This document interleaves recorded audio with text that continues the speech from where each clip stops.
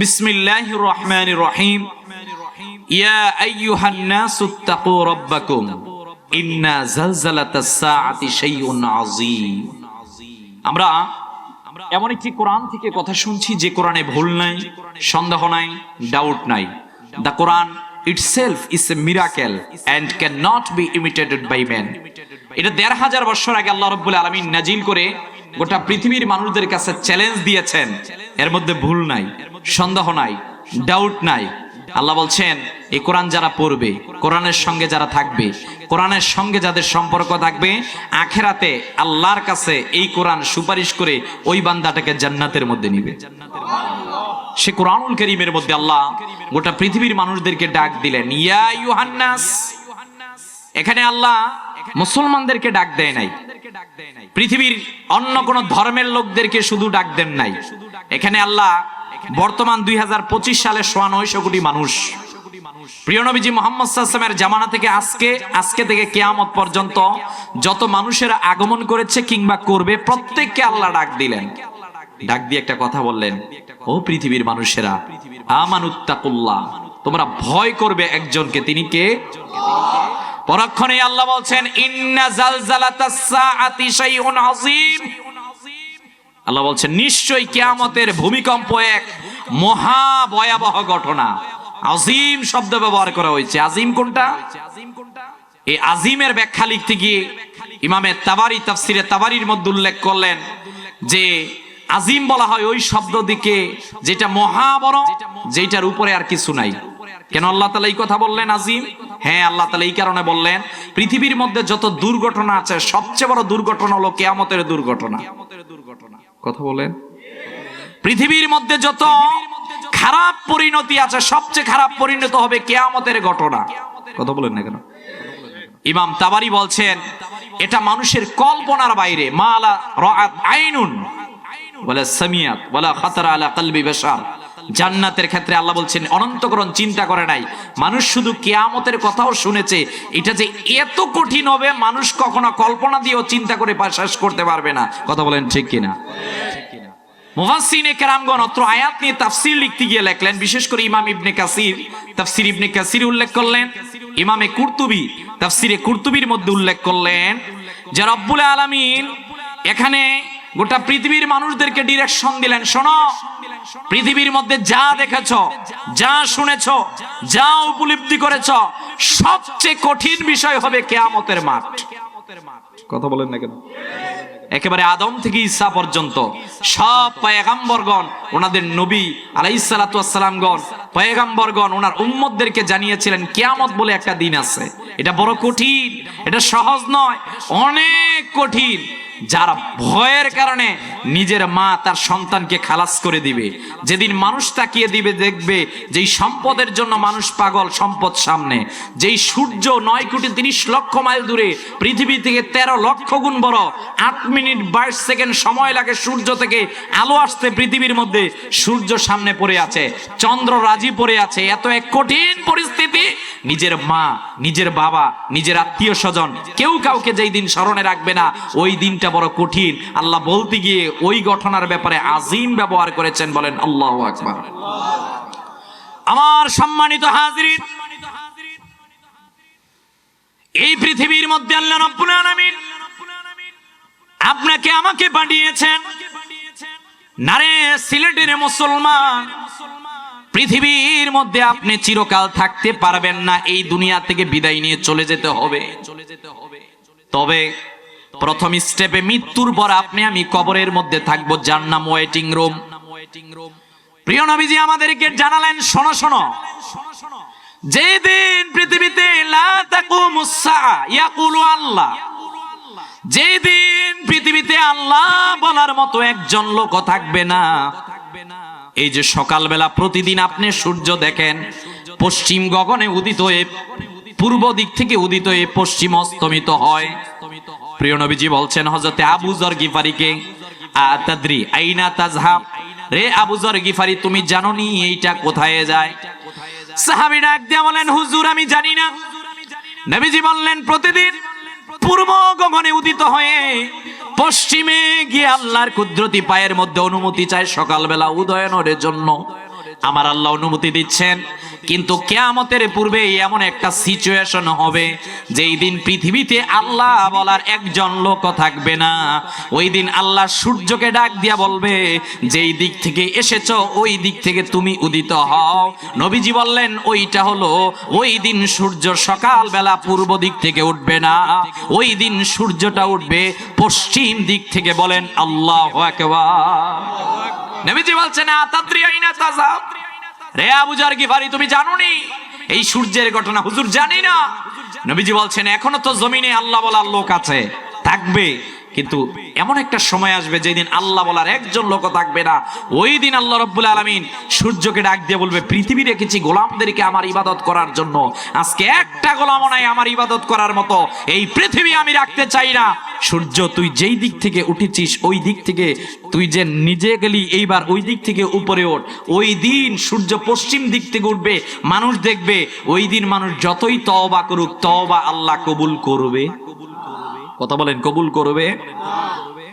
আমার সম্মানিত হাজিরিন, আদম থেকে ঈসা পর্যন্ত সব নবী রাসূলগণ ওনাদের কওমের কাছে দাওয়াত দিলেন, লা ইলাহা ইল্লাল্লাহ, আল্লাহ ছাড়া কোনো মালিক নাই। মুহাম্মদ সাল্লাল্লাহু আলাইহি সাল্লাম ইমামুল মুরসালিন, খাতামুন নবীন। সব নবীরা বললেন আসসালাত, সব নবীরা এই পৃথিবীর মধ্যে বললেন ইবাদাত ফিল্লাহি ওয়াহদা। মুফাসসিরিনে কেরামগণ বললেন সব নবীরা 5 নাম্বার একটা বিষয় প্রত্যেক জাতিদের কাছে বলেছিলেন, সেই বিষয়টার নাম হলো কিয়ামত। নামটা কি? সবাই বলেন নাম কি?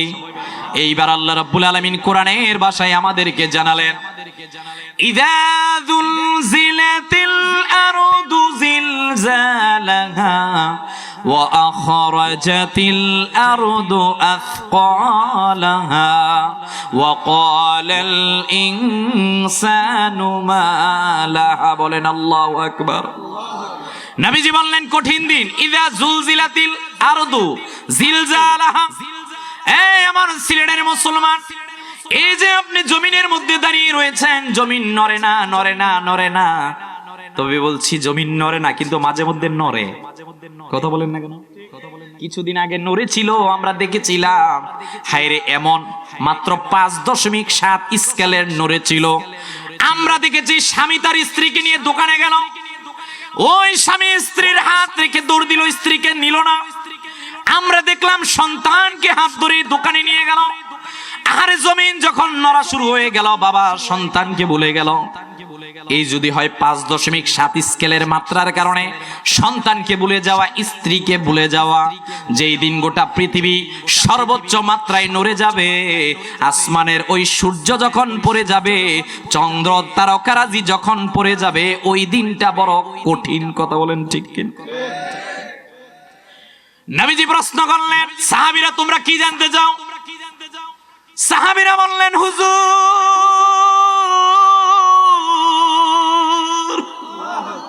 ইয়া রাসূলুল্লাহ, ইয়া হাবিবাল্লাহ সাল্লাল্লাহু আলাইহি ওয়াসাল্লাম, আপনি আমাদেরকে কিয়ামত সম্পর্কে বলেন। এবার আল্লাহ আয়াত নাজিল করলেন, সূরা আরাফের 187 নম্বর আয়াত আল্লাহ নাজিল করলেন, ইয়াসআলুনাকা আনিস সাআ আইয়ানা মুরসাহা কুল ইন্নামা ইলমুহা ইনদা রাব্বি। ইয়া রাসূলুল্লাহ, তারা আপনার কাছে জানতে চেয়েছে কিয়ামত সম্পর্কে, আপনি পৃথিবীর মানুষদেরকে জানাই দেন এই কিয়ামতের জ্ঞান দুনিয়ার কারো কাছে নাই। আল্লাহ বললেন, ইন্নামা ইলমুহা ইনদা রাব্বি, কিয়ামতের জ্ঞান আছে একজনের কাছে। আওয়াজ দিয়ে বলেন তিনি কে? হয় না, আরো আওয়াজ দিয়ে তিনি কে? আমার নবীজি বললেন, সাহাবীরা তোমাদেরকে জানিয়ে দিলাম। কোরআনের আয়াত নিয়ে নবীজি সাহাবীদের সামনে বর্ণনা শুরু করে দিলেন। আল কারিয়াতু মাল কারিয়া ওয়া মা আদরাকা মাল কারিয়া। রব্বুল আলামিনের পক্ষ থেকে নবীজি আবার বললেন, শোনো তোমাদেরকে জানিয়ে দিলাম, লা উকসিমু বিয়াউমিল কিয়ামা। নবীজি বললেন, ইযাস সামাউন ফাতারাত। নবীজি এইভাবে কিয়ামতের কথাগুলো চূড়ান্তভাবে বর্ণনা করলেন। সাহাবীরা প্রশ্ন করলেন, হুজুর আমাদের জানতে বড় মন চাই কিয়ামত কবে হবে। নবীজি এইবার সাহাবীদের সামনে হাদিস বর্ণনা করলেন। সুনান ইবনে মাজার মধ্যে হাদিস কানে এসেছে, সুনানে ইবনে মাজার 1084 নম্বর হাদিসের দিকে যদি আপনি চোখ বুলান হাদিসটা পেয়ে যাবেন। নবীজি বললেন ইন্না ইয়াউমাল জুমাআতি সাইয়্যিদুল আইয়াম। নবীজি বললেন শোনো, সপ্তাহের শনি, রবি, সোম, মঙ্গল, বুধ, বৃহস্পতি, জুমাবার, এই যে দিনগুলো রয়েছে এই দিনগুলোর সর্দার হলো জুমাবার দিবস। মানি না রোজ দেও। নবীজি বললেন উম্মত তোমাদেরকে জানিয়ে দিলাম আমার আল্লাহ এই জুমাবারে আসমান জমিন সব তৈরি করেছেন। এই দিনের মধ্যে বাবা আদমকে তৈরি করেছেন, বাবা আদমকে দুনিয়ার মধ্যে বানিয়েছেন। এই দিনের মধ্যে আল্লাহ বাবা আদমকে দুনিয়া থেকে আবার নিয়েও গেলেন। নবীজি সাল্লাম জুমার দিনের ফজিলত যখন বর্ণনা শুরু করে দিলেন, এইবার নবীজি চূড়ান্ত হয়ে ডাক দিয়ে বলে উম্মত তোমাদেরকে জানাই দিলাম এই জুমাবারের মধ্যে এমন একটা গুরুত্বপূর্ণ সময় আছে, এই গুরুত্বপূর্ণ সময়ের মধ্যে বান্দা আল্লাহর কাছে যা চাইবে এই দিনের খাতিরে আমার আল্লাহ কবুল করে নিবেন। নবীজি এখানেই শেষ করলেন না, নবীজি ডাক দিয়ে বলে উম্মত তোমাদেরকে জানিয়ে দিলাম এই জুমাবার দিবসের মধ্যে আমার আল্লাহ রাব্বুল আলামিন কিয়ামত সংগঠিত করবেন। মানে কি, পৃথিবীকে আল্লাহ এই জুমাবার দিবসের মধ্যে ধ্বংস করে দিবেন। এইটা সুনান ইবনে মাজার হাদিস। আর একটা হাদিসের দিকে আপনি তাকান, সুনানে আবু দাউদের 1047 নম্বর হাদিস বর্ণিত। নবীজি এক দিয়ে বললেন জুমার দিনের ফজিলত বর্ণনা করছি। নবীজি বললেন উম্মত এই জুমার দিনে তোমাদের জন্য কয়েকটা কাজ আছে। এক নাম্বার, জুমার দিনের মধ্যে তোমরা বেশি বেশি দোয়া করবা। কি করবা? নবীজি বললেন দোয়া করবা। দোয়া করলে আল্লাহ কবুল করে নেবেন, কারণ দিনের মধ্যে এমন একটা অংশ আছে যেই সময়ে ওই সময়ে বান্দা যা চাইবে আল্লাহ কবুল করে নেবেন। নবীজি বললেন দুই নাম্বার, জুমার দিনের মধ্যে কোরআনের সূরা কাহফ তোমরা তেলাওয়াত করবা। আল্লাহর হাবিব সাল্লাল্লাহু আলাইহি সাল্লাম ডাক দিয়ে বললেন এই আমলগুলো তোমরা করবা, পাশাপাশি এই জুমার দিনের মধ্যে তোমরা আমার প্রতি দুরূদ শরীফ পড়বা। সাহাবীরা প্রশ্ন করলেন ইয়া রাসূলুল্লাহ, ইয়া হাবিবাল্লাহ, ও নবীজি আমরা দুরূদ শরীফ পড়লে কি লাভ? নবীজি ডাক দিয়ে বলেন উম্মত তুমি যদি তোমার দিবসের মধ্যে আমার প্রতি দুরূদ শরীফ পড়ো। সাহাবীরা এবার প্রশ্ন করলেন হুজুর আপনি যদি দুনিয়া থেকে চলে যান আপনার প্রতি দুরূদ শরীফ পড়লে কি লাভ হবে? নবীজি ডাক দিয়ে বললেন মা মিন আহাদিন ইউসাল্লিমু আলাইয়া ইল্লা রাদ্দাল্লাহু আলাইয়া রূহি হাত্তা রুদ্দা আলাইহিস সালাম। তুমি যদি দুনিয়ার কোন প্রান্ত থেকে আমার প্রতি দুরূদ শরীফ পড়ো, যদি পড়তে পারো আমার আল্লাহ ফেরেশতাদের মাধ্যমে আমি রাসূল পর্যন্ত দুরূদ শরীফ পৌঁছাবেন। নবীজি ডাক দিয়ে বললেন সাহাবীরা কি জানতে চাও? সাহাবীরা ডাক দিয়ে বলেন হুজুর আপনি তো বললেন আপনি দুনিয়া থেকে চলে গেলেন রওজা শরীফের মধ্যে দুরূদ শরীফ পৌঁছানো হবে গো নবীজি। তাহলে আমরা তো জানি মানুষ যদি দুনিয়া থেকে কবরের মধ্যে চলে যায় তাহলে শেষ হয়ে যায়। নবীজি ডাক দিয়ে বলেন না, ইন্নাল্লাহা হাররামা আলাল আরদি আন তাকুলাল আজসাদাল আমবিয়া। নবীজি ডাক দিয়ে বললেন সমস্ত নবী রাসূলদের জন্য আমার আল্লাহ মাটিকে হারাম করে দিয়েছেন দেহ মোবারক বক্ষণ করার জন্য। বলেন আল্লাহু আকবার।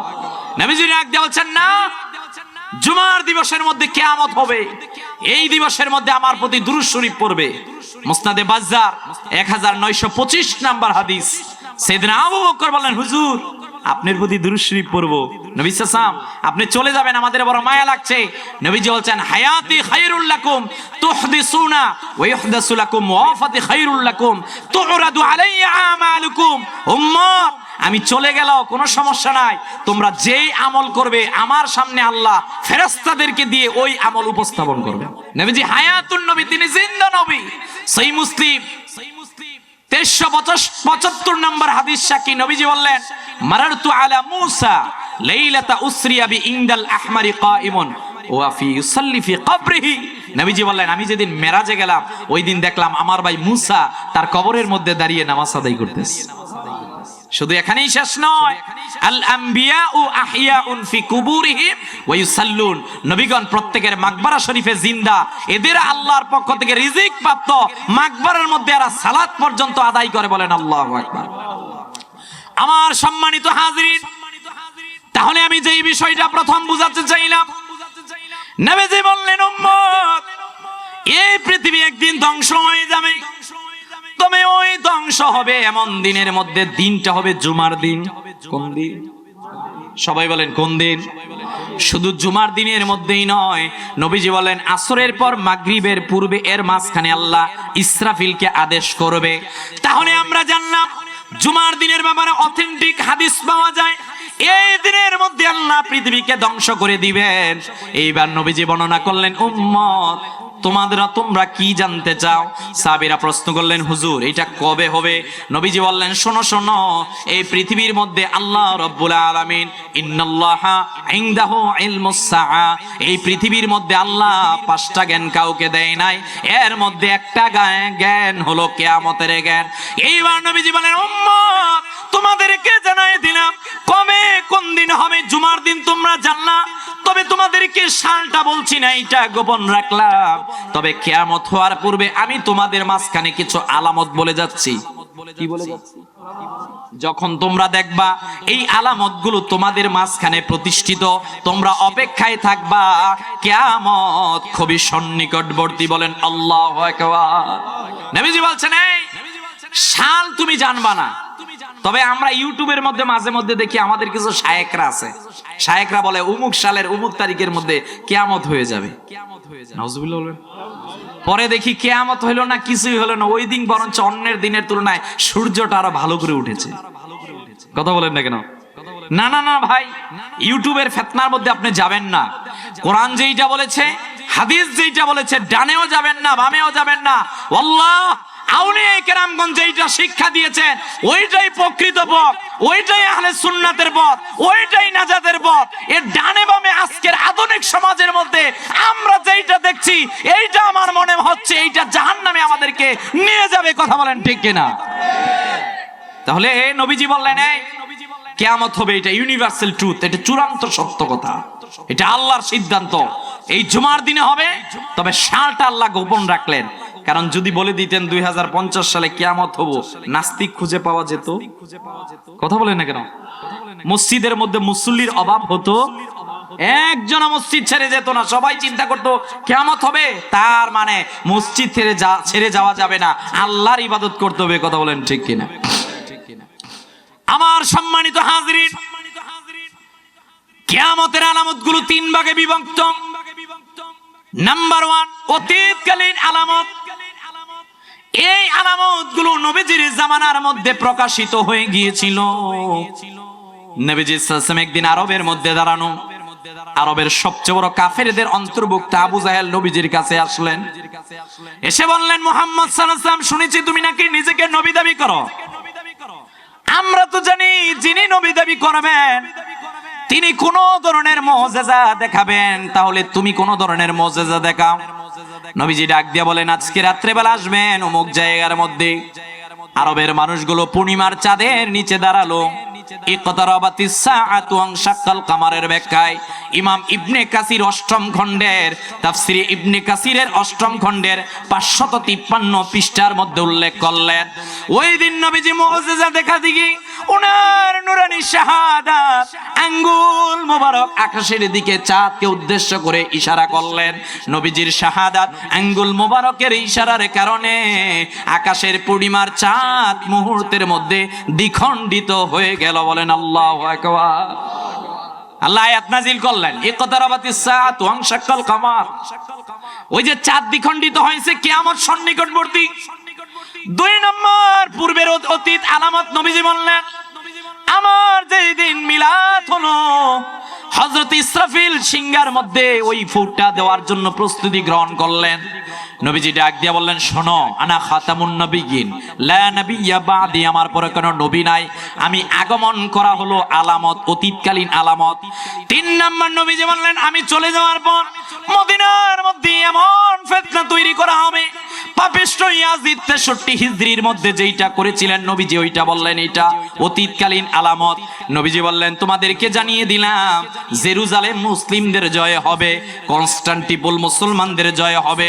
নবীজি বললেন আমার পর 30 জন মিথ্যা নবুয়ত দাবি করবে। আমার সম্মানিত হাজরিন, এগুলো হলো পূর্বেকার জামানার আলামত। এই প্রত্যেকটা আলামত আল্লাহর হাবিব সাল্লাল্লাহু আলাইহি সাল্লামের জামানা থেকে শুরু করে পরবর্তী জামানার মধ্যে সংগঠিত সংগঠিত হয়ে গেল। এইবার আপনি একটু ফিরে আসেন বর্তমান আলামতের দিকে। নবীজি একবার ডাক দিয়ে বলে, উম্মত তোমাদেরকে একটাবারের জন্য জানাই দিলাম, লা তাকুমুস সাআতু হাত্তা ইয়াতাবাহান নাসু ফিল মাসাজিদ। সুনানে আবু দাউদের মধ্যে আল্লাহর হাবিব সাল্লাল্লাহু আলাইহি ওয়াসাল্লামের এই হাদিসটা বর্ণিত। নবীজি বললেন, কিয়ামতের আলামতের মধ্যে প্রথম যেই আলামত তোমরা দেখতে পারবা প্রথম সারির মধ্যে, সেই আলামতটা হলো তোমরা কিয়ামতের পূর্বে দেখবে আল্লাহর ঘর মসজিদগুলোকে সাজানো হবে, অনেক সুন্দর করা হবে, কিন্তু মুসল্লিদের ভিতরের মধ্যে কোনো তাকওয়া আল্লাহ ভীতি থাকবে না। কথা বলেন না কেন? এখন থেকে যে ওয়াজগুলা করবো এগুলা কারো ভিতরে তীর ঢুকবে। কথা বলেন না, কারণ বিষয় কিন্তু কঠিন। আমাকে দিয়েছেন, আমি শুরু করলাম। কিয়ামতের আলামত নবীজি ডাক দিয়ে বলছেন, শোনো, লা তাকুমুস সাআতু হাত্তা ইয়াতাবাহান নাসু ফিল মাসাজিদ।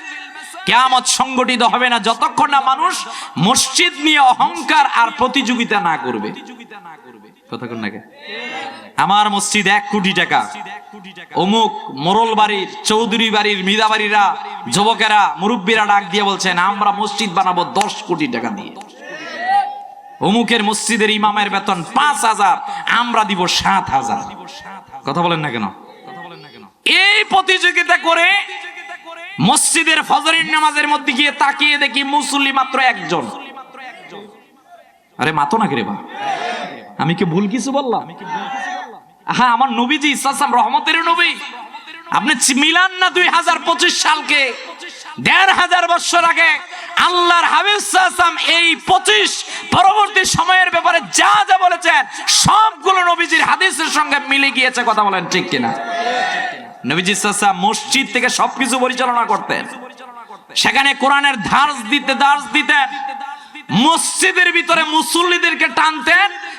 এমন মুসল্লিরা নামাজ পড়তো যারা সিজদা দিত, সিজদার মধ্যে আনতাবুদাল্লাহ কান্নাকা তারাহু ফাইন লাম তাকুন তারাহু ফাইন্না ইয়ারাক। এমন ভাবে তুমি নামাজ পড়ো যেমন নামাজের মধ্যে তুমি আল্লাহকে দেখতেছো।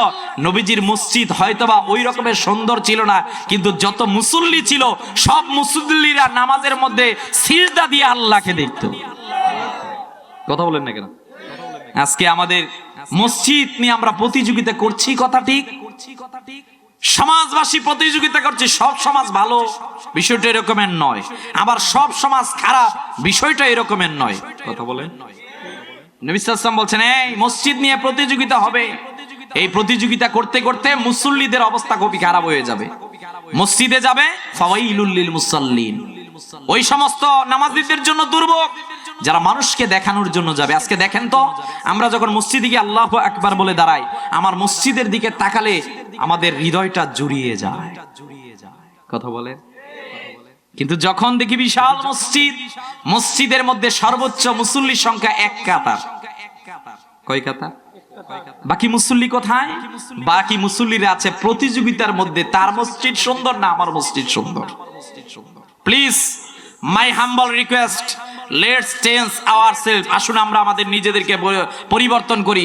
মসজিদ সুন্দর করবেন, এটা মোস্ট ওয়েলকাম। তবে শুধুমাত্র মসজিদকে সুন্দর করে আপনি যদি মসজিদ থেকে দূরে যান, তাহলে আপনি সফলকামী হতে পারবেন না। কিয়ামতের আলামত এইটা, মসজিদ সুন্দর হবে, মুসল্লি কমে যাবে, মুসল্লিদের ভিতরে আল্লাহর ভয় কমে যাবে। না, আমরা এইটা চাই না। আমরা চাই মসজিদের মধ্যে সকালবেলা মক্তব ব্যবস্থা চালু থাকবে। মসজিদের মধ্যে পারলে সপ্তাহে মাসে 1 বার কোরআনের তাফসীরের ব্যবস্থা করবেন। মসজিদের মধ্যে একজন যুবককে বিয়ে শাদীর ব্যবস্থা করবেন। আজকে আমাদের গায়ে হলুদের নামে, যে রং তামাশানোর নামে ইসলামের যে কলঙ্কিত করার জন্য আমরা নেমে পড়েছি। আমরা বলি মুসলমান, আমার দাঁড়িয়ে আছে, আমার ছেলেকে যখন আমি বিয়ে করাতে যাই, এমন গায়ে হলুদের অনুষ্ঠান যে হুজুর গেলে মাথা নত করে আসে যে এটা কার অনুষ্ঠানে আসলাম, এটা কি মুসলমানের অনুষ্ঠান না হিন্দুর অনুষ্ঠান বোঝাই যায় না। কথা বলেন না কেন? অথচ সুন্নাহ, আপনি সুন্নাহ নিবেন, সুন্নাহ হচ্ছে বিয়ে হবে মসজিদের মধ্যে। কথা বলেন না? আমি কিন্তু একটু আগে বলছি কারো ভিতর তীর ঢুকবে। I am sorry to say, কেউ কষ্ট দিবেন না। আমাদের রাসূলুল্লাহ সাল্লাল্লাহু আলাইহি ওয়াসাল্লাম যেই কথা বলেছেন বাস্তবতা মিল আছে কিনা? কথা বলেন, মিল আছে কিনা? তাহলে আমরা মসজিদকেও সুন্দর করব, তবে আমরা নিজেরাও সুন্দর হব। 5 ওয়াক্ত নামাজ মসজিদে গিয়ে পড়বো, ইনশাআল্লাহ। বলবেন না? ইনশাআল্লাহ। নবীজি ডাক দিয়ে বলেন, 2 নম্বর আলামত, লা তাকুমুস সাআ হাত্তা ইয়াতাকারাবাজ জামান। নবীজি ডাক দিয়ে বলেন, উম্মত, কিয়ামতের পূর্বে সময় খাটো হয়ে যাবে। আপনি চিন্তা করছেন নি আগামী 17 ফেব্রুয়ারি কিন্তু রোজা এসে গেছে। কথা বলেন না কেন? কয়দিন আছে? মাত্র মাঝখানে জানুয়ারি মাস। আমার সম্মানিত হাজরিন, নবীজি ডাক দিয়ে বলেন, উম্মত, তোমাদেরকে জানিয়ে দিলাম কিয়ামতের পূর্বে সময় কাটো হয়ে যাবে, মানুষের জীবন থেকে বরকত ছুটে যাবে। মানুষটা জুমার দিন চিন্তা করবে সবে মাত্র জুমা পড়লাম, কোনো কাজ করলে চিন্তা করবে এত তাড়াতাড়ি কেমনে সময় চলে যাচ্ছে। আল্লাহর হাবিব সাল্লাল্লাহু আলাইহি ওয়াসাল্লাম ডাক দিয়ে বলছেন, কিয়ামতের পূর্বে 2 নাম্বার এইটা আলামত। 3 নাম্বার নবীজি ডাক দিয়ে বললেন, লা তাকুমুস সাআতু হাত্তা তালহাকা কাবাইলা মিন উম্মতি বিল মুশরিকিনা ওয়া হাত্তা ইয়াবুদুল আওথান। নবীজি ডাক দিয়ে বলছেন, কিয়ামত ততক্ষণ পর্যন্ত হবে না আমার উম্মতের এক শ্রেণীর মানুষেরা যতক্ষণ পর্যন্ত মূর্তি পূজারীদের সঙ্গে মিলিত না হবে। কথা বলেন না কেন? নবী সাল্লাল্লাহু আলাইহি ওয়াসাল্লামের হাদিস, লা তাকুমুস সাআতু হাত্তা তালহাকা কাবাইলু মিন উম্মতি বিল মুশরিকিনা ওয়া হাত্তা ইয়াবুদুল আওথান। এই উম্মতের শেষ জামানার একদল, নাম দিবে মুসলমান, দলের নাম মুসলিম, সব ঠিক থাকবে, তবে এরা মাঝে মধ্যে ভোটের জন্য পূজাও বাদ দিবে না। আমি কি ভুল কিছু বললাম? বাদ দিবে না ভাই, প্লিজ। আমরা চাই সংসদের মধ্যে সৎ, যে ব্যক্তির গুণাবলী আছে, ভালো গুণ আছে, আমানতদারিতা আছে, যে ব্যক্তি 5 ওয়াক্ত নামাজি, যে ব্যক্তি আল্লাহকে ভয় করে, এই সমস্ত লোক সংসদের মধ্যে যা কথা বলেন ঠিক কিনা? তবে জাস্ট 5% ভোটের জন্য আপনি ঈমানকে বিক্রি করবেন। কথা বলেন, করবেন না ভাই। নবী সাল্লাল্লাহু আলাইহি ওয়াসাল্লাম বলছেন, শেষ জামানার একদল হবে, এরা নিজেদের কাছে ঈমানকে তুচ্ছ করে এরা মুশরিকদের সাথে মিলিত হয়ে যাবে। মাঝে মধ্যে তারা পূজা অনুষ্ঠানের মধ্যে গিয়ে বলবে, সমস্যা নাই, আপনারা ওইটা করেন, আমরা মসজিদে নামাজ পড়ি। নাউজুবিল্লাহ বলবেন। এই জামানার মধ্যে আছে কি না? এরপর নবীজি ডাক দিয়ে বললেন, শোনো শোনো, লা তাকুমুস সাআ হাত্তা ইয়াকসুরাল হারাজ। ক্বালু ওয়া মাল হারাজ ইয়া রাসূলুল্লাহ? ক্বালা রাসূলুল্লাহ সাল্লাল্লাহু আলাইহি ওয়াসাল্লাম, আল কাতলুল কাত। নবীজি ডাক দিয়ে বলেন, উম্মত, শোনো শোনো, তোমাদেরকে জানাই দিলাম। ইমাম বুখারী হাদিসখানা উল্লেখ করলেন। নবীজি বললেন, কিয়ামতের পূর্বে হত্যা বেড়ে যাবে। সাহাবীরা প্রশ্ন করলেন, ইয়া রাসূলুল্লাহ, আপনি যে হারাজের কথা বললেন, হারাজ কি? নবীজি ডাক দিয়ে বলেন, আল কাতলুল কাত, হত্যা করা। কি হত্যা?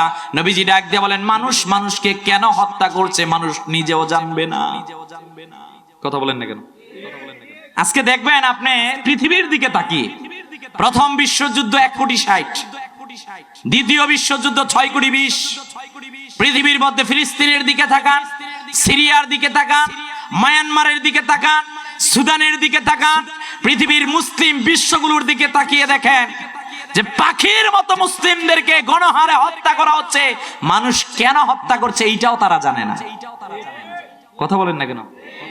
আমাদের ইরাককে ধ্বংস করে বলল এখানে পারমাণবিক অস্ত্র আছে, শেষে বলল আই এম সরি, আমি দুঃখিত, এখানে কোনো পারমাণবিক অস্ত্র নাই। তাহলে আমাদের প্রশ্ন হলো যে ইরাককে ধ্বংস করা হলো, আজকের ফিলিস্তিনকে এখনো পর্যন্ত ধ্বংস করা হচ্ছে, আই এম সরি বলার মধ্যেই কি শেষ? না, ইসলাম বলছে শোনো, এটা শেষ জামানায় এখন মানুষ কি কারণে মানুষকে হত্যা করছে মানুষ নিজেও জানবে না। কথা বলেন না কেন? এই দেখেন বাংলাদেশের মধ্যে আমরা বসবাস করছি, কত সুন্দর, বিভিন্ন গোত্রের, বিভিন্ন দলের, বিভিন্ন তরিকার মানুষ একত্রিত আমরা বসবাস করছি। আমাদের মধ্যে কোনো দ্বন্দ্ব আছে? আপনার সাথে আমার দ্বন্দ্ব থাকবে মাসালা নিয়ে, এইটা আমরা এক টেবিলের মধ্যে বসে সমাধান করব। কথা বলেন না কেন? হানাফি, শাফি, মালিকি, হাম্বলি 4টা মাযহাব তো হতো না। কাদরিয়া, চিশতিয়া, নকশবন্দিয়া, মুজাদ্দিদিয়া এই তরিকাগুলো তো হতো না যদি একই থাকতো সব। কথা বলেন না কেন? তাই বলি কি আপনি মানুষকে হত্যা করে ফেলবেন? কথা বলেন না কেন? এই যে আমাদের একজন ভাই হাদি ভাই 26-এর একজন যোদ্ধা, আপনারা দেখেছেন, ও নির্বাচন করবে, এটা মোস্ট ওয়েলকাম। নির্বাচন করতে ক্যাম্পিং করতে গেছে, একজন তার মন চাইলো, সে হাতের মধ্যে রাইফেল নিয়ে তাকে এমন ভাবে শুট করলো যে মগজটাকে খোলা লাগিয়েছে। এখন এত এক কঠিন সিচুয়েশন যে সে তার জীবন মরণের সন্ধিক্ষণে দাঁড়িয়ে আছে। কথা বলেন না? আপনি ভাবতেছেন আপনি নিরাপদ, আমি ভাবতেছি আমি নিরাপদ না, কেউ নিরাপদ নয়। আধিপত্যবাদীরা তারা চায় না এই বাংলাদেশের মধ্যে শান্তি প্রতিষ্ঠিত হোক, ওই পশ্চিমারা চায় না বাংলাদেশের মধ্যে শান্তি প্রতিষ্ঠা হোক। আপনি পশ্চিমাদের পক্ষে কথা বললে নিরাপদে থাকবেন, আপনি ভারতের পক্ষে কথা বললে নিরাপদ থাকবেন, বাংলাদেশের পক্ষে ইসলামের পক্ষে কথা বললে আপনাকে অনিরাপদ করে দেওয়া হচ্ছে। কথা বলেন ঠিক কিনা? আপনি কার পক্ষে কথা বলবেন? নবাব সিরাজউদ্দৌলার দিকে তাকান, ইসাকার দিকে তাকান, ইংরেজদের সময়ের দিকে আপনি তাকান, বাংলাদেশের ইতিহাসের দিকে তাকান, সব সময় আমরা মুসলমানেরা অনিরাপদ। কথা বলেন না কেন? এই অনিরাপদকে আমরা এই রাস্তাকে ভেঙে আমাদেরকে শান্তির পথে দাঁড়াতে হবে, আর দ্বন্দ্ব নয়। যেহেতু সব মুশরিকরা বিধর্মীরা আমাদের বিরুদ্ধে এক হয়ে গিয়েছে, তাহলে আমাদের মুসলিমদেরকে এক প্ল্যাটফর্মে আসার এখনই সময়। কথা বলেন ঠিক কিনা? এখনই সময়। আপনি ভাববেন না যে আমাদেরকে ধরা হবে না, না, সময় আসতেছে। কথা বলেন না কেন? সাধারণ বিষয়ে আপনি মানুষকে হত্যাই করে ফেলবেন, এই স্বাধীনতা আপনাকে কে দিয়েছে? কথা বলেন না কেন? যদি ইসলামী হুকুমত এই দেশের মধ্যে থাকতো, তাহলে ওই ব্যক্তিটাকে ইসলাম শাস্তি দিত। কথা বলেন ঠিক কিনা? এজন্য আমি বলছি ভাই, রাসূলুল্লাহ সাল্লাল্লাহু আলাইহি ওয়াসাল্লাম বলছেন কিয়ামতের পূর্বে মানুষ হত্যা বেড়ে যাবে। মানুষ মানুষকে কেন হত্যা করছে মানুষ বুঝবে না। আপনি তাকিয়ে দেখেন ঢাকার দিকে, আমরা তো ঢাকাতে থাকি, অহরহ দেখছি রাস্তার মধ্যে লাশ পড়া, অহরহ দেখছি বুড়িগঙ্গের মধ্যে, মেঘনার মধ্যে লাশ পড়ে আছে, মানুষ মানুষকে হত্যা করছে। আমার মন বলছে রাসূলুল্লাহ সাল্লাল্লাহু আলাইহি ওয়াসাল্লাম মনে হচ্ছে এই জামানাটাকে দেখে দেখে হাদিসগুলোকে বর্ণনা করেছিলেন। কথা বলেন আমার সম্মানিত হাজিরিন। এরপর নবীজি ডাক দিয়ে বললেন, ইয়াকুনু ফি আখিরিজ জামান উলামাউ ইয়াখুনুনা আল্লাহ ওয়া রাসূলাহু ফায়াবিউনা দীনাহুম বিআরাদিম মিনাদ দুনিয়া। নবীজি ডাক দিয়ে বলে, উম্মত, পৃথিবীর মধ্যে শ্রেষ্ঠ শ্রেণী হলো তারা। ইয়া রাসূলুল্লাহ কারা? ওয়া মান আহসানু কাওলাম মিম্মান দাআ ইলা আল্লাহ। নবীজি বললেন,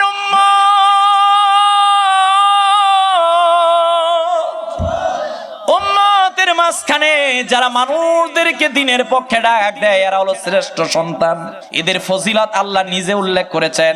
তবে নবীজি ডাক দিয়ে বলে, উম্মত, তোমাদেরকে জানিয়ে দিলাম, ইয়াবিউদিনাহুম বিআরাদিম মিনাদ দুনিয়া, কিয়ামতের পূর্বে এমন এক শ্রেণীর আলেম হবে যারা সামান্য অর্থের বিনিময়ে তাদের দ্বীন আর ধর্মকে বিক্রি করে দিবে।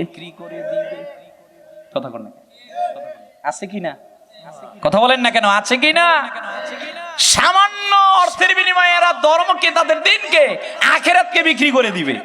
আমরা তো বাঙালি হলাম খুব বেশি আবেগী মানুষ। কথা বলে আমাদের মধ্যে আবেগ বেশি, আমাদের মধ্যে হুজুগ বেশি।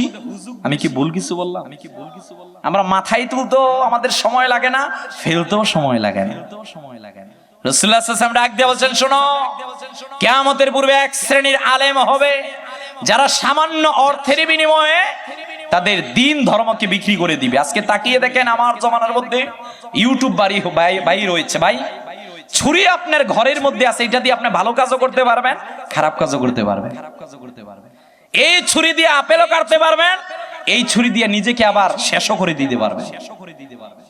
ও ভাই, আলেমদের কাছে যাবেন, তবে ইমাম ইবনে শিরিন বলছেন, ইন্না হাযাল ইলমুদ্দীন ফানজুরু আম্মান তা'খুযুনা দীনাকুম, যে দ্বীন শিখতে হবে দ্বীনদারের কাছ থেকে। তুমি যখন দ্বীন গ্রহণ করবে, ওই লোকের ঈমান, আমল, সিরাত, সুরাত ঠিক আছে কিনা তারপর জাস্টিফাই করে তার কাছ থেকে ইলম শিক্ষা গ্রহণ করতে হবে। কিছুদিন আগে এক শায়েখ, ওনাকে অনেক যুবকেরা মানতো। শেষে আমাকে একজন ফোন দিয়া বলতেছে, হুজুর প্রচন্ড বিপদের মধ্যে আছি। কেন? যে এক শায়েখকে মান্য করেছিলাম, এখন তো শায়েখের দেখতেছি চরিত্র ভালো না। নাউজুবিল্লাহ বলবেন কেন রে ভাই? এই কথা আসবে কেন? এই কথা তো তখন আসবে যখন আপনি জাস্টিফাই করেন না। ইসলাম আপনাকে বলছে তুমি জাস্টিফাই করবা, যেই আলেমকে তুমি মান্য করবা, দেখে নিবা ওই আলেমের ভিতরে যে লিমা তাকুলুনা মা লা তাফালুন, আল্লাহ বলেছেন ওই কথা বলবা না যেইটা তুমি পালন করতে পারবা না। কথা বলেন না আমি হুজুর না, আমার ভিতরে যতক্ষণ আমল না থাকবে, আমার ভিতরে যতক্ষণ ঈমান আমল পরিপূর্ণ না থাকবে, আপনার জন্য আমাকে মান্য করা আবশ্যক হবে না। কথা বলেন না কেন? ওমর ইবনে আব্দুল আজিজের কাছে প্রশ্ন করা হলো এই ধরনের আলেম সম্পর্কে। ওমর ইবনে আব্দুল আজিজ, যেটা তারিখে তাবারির ৬ষ্ঠ খণ্ডের ৫৭২ পৃষ্ঠার মধ্যে এসেছে, তিনি বলছেন, শোনো, মান আমিলা আলাইয়া গায়রা ইলমিন কানা মা ইউফসিদু আকসারা মিম্মা ইউসলিহ, যে মানুষকে অল্প জ্ঞান দিয়ে শিখাতে যাবে, সে শিখানোর চেয়ে বেশি সমাজের মধ্যে ফিতনা তৈরি করে দিবে। কথা বলেন। আমার রাসূলুল্লাহ সাল্লাল্লাহু আলাইহি ওয়াসাল্লাম বলছেন, এমন শ্রেণীর আলেমের কাছে যাওয়া না যেই শ্রেণীর আলেমেরা সামান্য কিছুর বিনিময়ে আল্লাহকে ভুলে যায়, সামান্য কিছুর বিনিময়ে ফতুয়াকে ঘুরিয়ে দেয়। কথা বলেন ঠিক কি? আমার সম্মানিত হাজরিন, এরপর নবীজি উল্লেখ করলেন, ইদা উসিদাল আমরু ইলা গায়রি আহলি। নবীজি ডাক দিয়ে বললেন, উম্মত তোমাদেরকে জানিয়ে দিলাম, যে ব্যক্তি আমানতের খেয়ানত করবে। এরপর নবীজি বললেন, ও সাহাবীরা রে, তোমাদেরকে জানিয়ে দিলাম, কিয়ামতের পূর্বে মানুষগুলো নামাজকে নষ্ট করে দিবে। আম্মা জান আয়েশার কাছে প্রশ্ন করা হলো, আম্মা জান, আপনি আমাদেরকে বলেন, নবীজি আমাদেরকে কি শিক্ষা দিয়েছেন, আমাদের ব্যাপারে কি সতর্ক করেছেন? আম্মা জান আয়েশা রাদিয়াল্লাহু তাআলা আনহা ডাক দিয়ে বললেন, সাহাবীরা রে, তোমাদেরকে জানিয়ে দিলাম, প্রিয় নবীজি আমাদেরকে জানিয়ে গেলেন, এই উম্মতের মাঝখানে সর্বপ্রথম যেই জিনিসটা ছুটে যাবে তার নাম হলো নামাজের খুশু আর খুজু। আপনি পরিবারের স্ত্রীকে ডাক দিয়ে বলবেন, স্ত্রী রে তুমিও নামাজ পড়ো। সন্তানকে বলবেন, সন্তান তুমিও নামাজ পড়ো। ভাইকে ডাক দিয়ে বলবেন, ভাই তুমিও নামাজ পড়ো। এইবার সমাজের দায়িত্ব সমাজবাসীর কাছে বলবেন, তোমরাও পড়ো। এইবার রাষ্ট্রের কাছে আপনি বলবেন, আকিমুস সালাত, আসো নামাজকে প্রতিষ্ঠা করি। সবাই যখন এইবার নামাজ প্রতিষ্ঠা করে, আপনি বুঝবেন সত্যিকার আপনার নামাজ কবুল হচ্ছে। আর না হয় দেখবেন নামাজের মধ্যে বললেন আল্লাহু আকবার, একদিকে মশা কামড় দিতেছে, আপনি পাগল হয়ে যাবেন, কতক্ষণে মশা মারবে। আমি কি ভুল কিছু বললাম? নবীজি ডাক দিয়ে বলেন, উম্মত তোমাদেরকে জানিয়ে দিলাম, কিয়ামতের পূর্বে আমার উম্মতেরা নামাজকে নষ্ট করে দিবে, সালাতকে নষ্ট করে দিবে। কারণ মুসলিমদের সবচেয়ে বড় দৌলতের নাম নামাজ।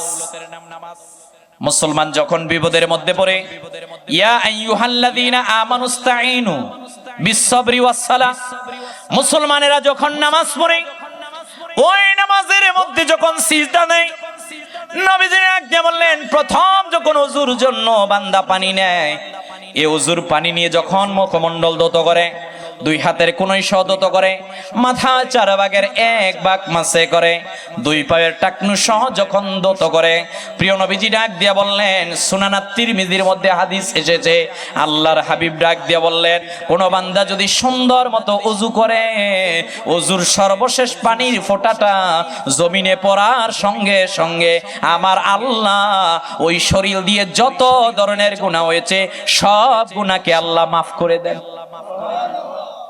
প্রিয় নবীজি ডাক দিয়ে বলেন, এমন নামাজ যার নাম সালাত। আমি যখন মেরাজের মধ্যে গেলাম, আল্লাহ আমাকে 50 ওয়াক্ত দিলেন।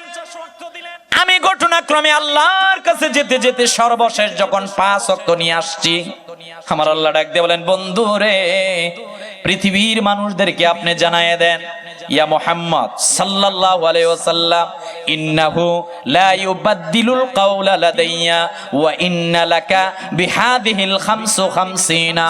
বন্ধু, আপনি পৃথিবীর মানুষদেরকে জানায়ে দেন, প্রথম দিয়েছিলাম 50 ওয়াক্ত, এইবার দিলাম 5 ওয়াক্ত।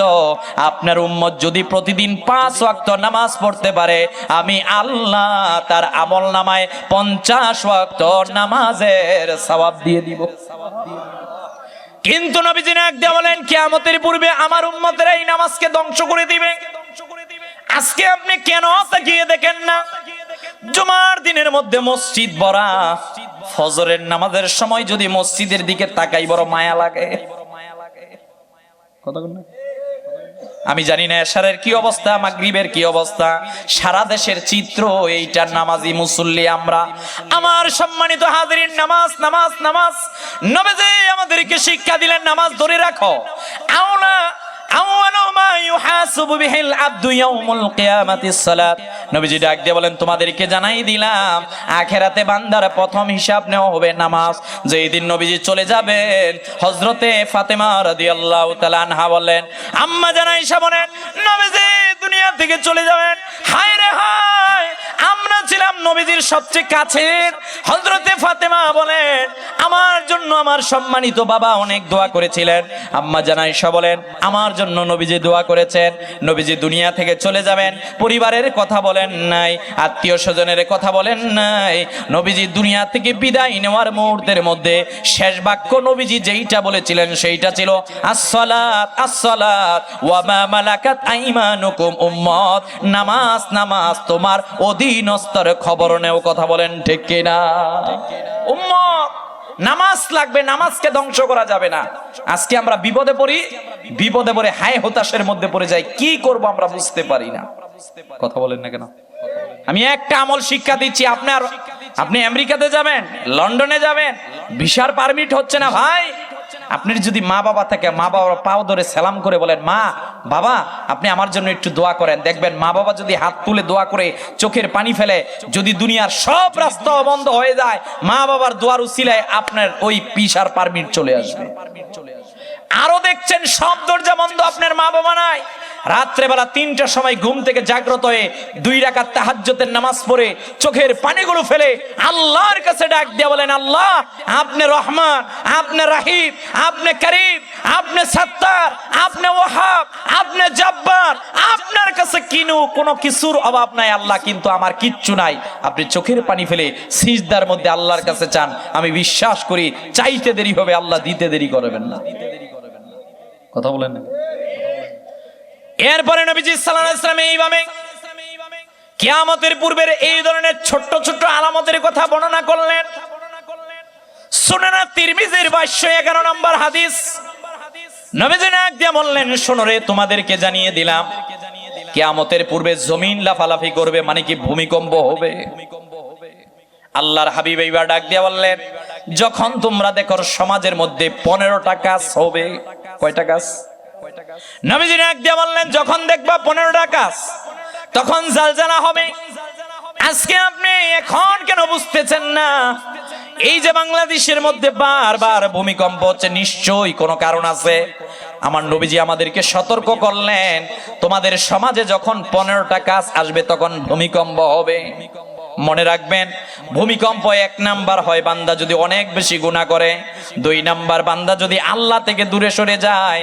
মাঝে মধ্যে বান্দাদের মাঝখানে কেউ যদি নমরুদ, ফেরাউন, গোর গোবিন্দের ভূমিকায় চলে যায়, আল্লাহ সতর্ক করে এই ধরনের ভূমিকম্প দিয়ে বলে, গোলাম রে, তোর কোনো ক্ষমতা নাই, সব ক্ষমতার মালিক একজন। আওয়াজ দিয়ে বলেন তিনি কে? একজন মালিক। বান্দাদের মাঝখানে কেউ মাঝে মধ্যে ক্ষমতা পেয়ে আল্লাহকে ভুলে যায়। আপনার এক বন্ধু, ওর টাকা পয়সা ছিল না, হঠাৎ করে দেখবেন অনেক টাকা পয়সা হয়ে গেছে। এখন আপনি ওই বন্ধুর কাছে যাবেন, বন্ধু বলবে কে এসেছে, বন্ধু আপনাকে চিনবে না। কথা বলেন, চিনবে না, ও স্বার্থপর হয়ে গেছে। ভাই, ইসলাম আপনাকে অর্থকরী আহরণ করার ব্যাপারে কোনো বাধা দেয় না। রব্বানা আতিনা ফিদ দুনিয়া, আপনি কিন্তু দোয়া করেন, তবে অর্থ টাকা পয়সা ইনকাম করতে গিয়ে আল্লাহকে ভুলে যাওয়া যাবে না।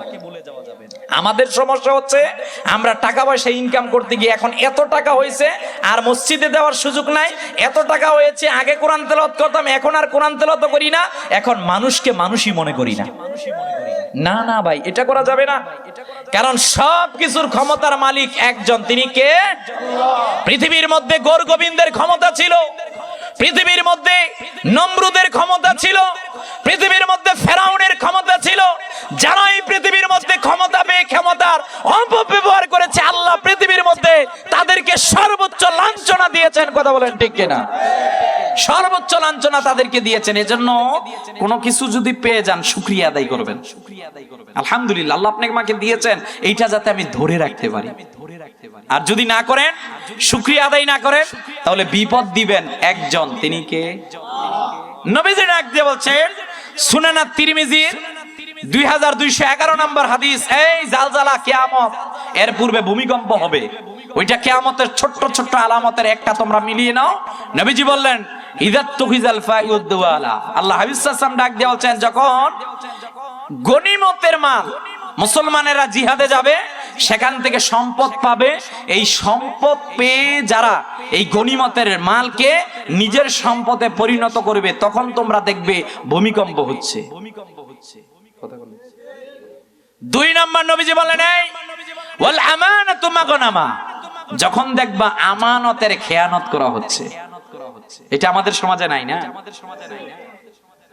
রাগ করবেন না, আমি কোন এলাকার প্রতি ইন্ডিকেট করছি না। আমার মেম্বার সাহেব, চেয়ারম্যান সাহেব, মেয়র সাহেব, মন্ত্রী সাহেব, প্রেসিডেন্ট সাহেব, প্রধানমন্ত্রী সাহেব যারা আছেন, প্রত্যেকের কাছে যে অর্থগুরু আছে এগুলো আমানত। রিলিফের চাউল আসলো 80টা, আপনি চিন্তা করলেন 80টার মধ্যে 20টা দিব, বাকি 60টা আমি খেয়ে ফেলবো, এইটা হলো আমানতের খেয়ানত করলেন। আপনি হারাম খেলেন। কথা বলেন না কেন? না, ইসলাম বলছে আমানতের খেয়ানত করা যাবে না। দেশকে আমরা একবার 1971-এর পর আজকে পর্যন্ত আপনি তাকিয়ে দেখেন, সোনার বাংলাদেশের মধ্যে এমন কোন সম্পদ নাই আল্লাহ দেন নাই। আমাদের বড় একটা জিনিসের অভাব, আমরা সংসদের মধ্যে সোনার মানুষগুলোকে পাঠাতে পারছি না। যাদেরকে বিশ্বাস করি 26 জুলাই পরবর্তীতে বিশ্বাস করলাম, বিশ্বাস করে দেখি সকালের নাস্তা বাবদ ওনাদের খরচ হয়েছে 85 লক্ষ টাকা। কি সুবহানাল্লাহ না নাউজুবিল্লাহ? আহা, এটা কি 85 লক্ষ টাকা সকালের নাস্তা? এটা কি? কাদেরকে বিশ্বাস করলাম না? এটা আমানতের খেয়ানত। আল্লাহ ভূমিকম্প এমনি এমনি দিচ্ছেন না। রাষ্ট্রের শিক্ষিত মানুষ যখন কলম দিয়ে দুর্নীতি করবে, রাষ্ট্রের চিকিৎসকেরা যখন দুর্নীতি করবে, সাধারণ একটা বালিশকে জমিন থেকে 5 তলায় উঠাতে যদি 20 লাখ টাকা এইটার বিল করা হয়, এইটা হবে আমানতের খেয়ানত। কথা বলেন ঠিক কিনা? আমানতের খেয়ানত এগুলো আমাদের দেশে কি নাই ভাই? কেন ঋণ হবে আমাদের? আমাদেরকে আল্লাহ দিয়েছেন 3.5 লক্ষ মসজিদ, লক্ষ লক্ষ এখানে ওলামায়ে কেরামগণ, আলেমদের দেশ, পীর মাশাইখের দেশ। সিলেটে শাহজালাল ইয়েমেনি, এক জায়গায় শাহবরান ইয়েমেনি, শাহ মাকদুম আল্লাহর ওলিরা, আল্লামা সাহেব কবলা ফুলতুলি, হক্কানি আল্লাহর ওলিরা বিভিন্ন জায়গায় শায়িত আছেন বিদায়ী এখনো এই জমিনকে ফিলিস্তিনে রূপান্তরিত করা সম্ভব হচ্ছে না। কথা বলেন ঠিক কিনা? সম্ভব হচ্ছে না ভাই। এখানে কারণ আছে একটা। তাহলে এখানে আমানতের খেয়ানত করা যাবে না। আমানতের খেয়ানত যদি করা হয়, এটাকে আপনি বুঝে নিতে হবে কিয়ামত খুব কাছে। কথা বলেন না কেন? 3 নাম্বার নবীজি বললেন, যাকাতকে জরিমানা মনে করা হবে। আমার বাংলাদেশের দিকে আপনি যদি তাকান, বাংলাদেশের যারা ধনী আছে তারা যদি পরিপূর্ণভাবে যাকাত দিত, তাহলে বাংলাদেশে একটা লোক দারিদ্র সীমার মধ্যে নিচে বসবাস করতো না।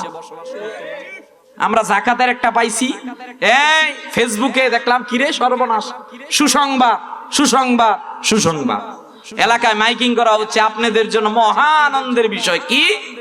অমুক সাহেবের বাড়ির মধ্যে আগামী 26 রমজানের মধ্যে যাকাতের কাপড় দেওয়া হবে। কত না এলাকার যারা আছেন গেলেন, যাকাতের কাপড় দিলেন 15টা, তিনি ছবি তুললেন 600। যিনি কাপড় নিলেন বাড়ির মধ্যে নিয়ে প্রথম দিন চিন্তা করলেন এটা কেমন জানি লাগবে, কাপড়টা একটু দুই। তিনি কাপড় ধুয়ে তার কাপড়ের এই দিক দিয়ে তাকায়, দেখে আসমান দেখা যায়। কথা বলেন না কেন? এটা কি? এটা ইসলাম না। যাকাতের শাড়ি বলতে কোনো শাড়ি নাই, যাকাতের লুঙ্গি বলতে কোনো লুঙ্গি নাই। ইসলাম বলেছে যেই হারে আপনাকে যাকাত দেওয়ার জন্য ওইটাই দিতে হবে।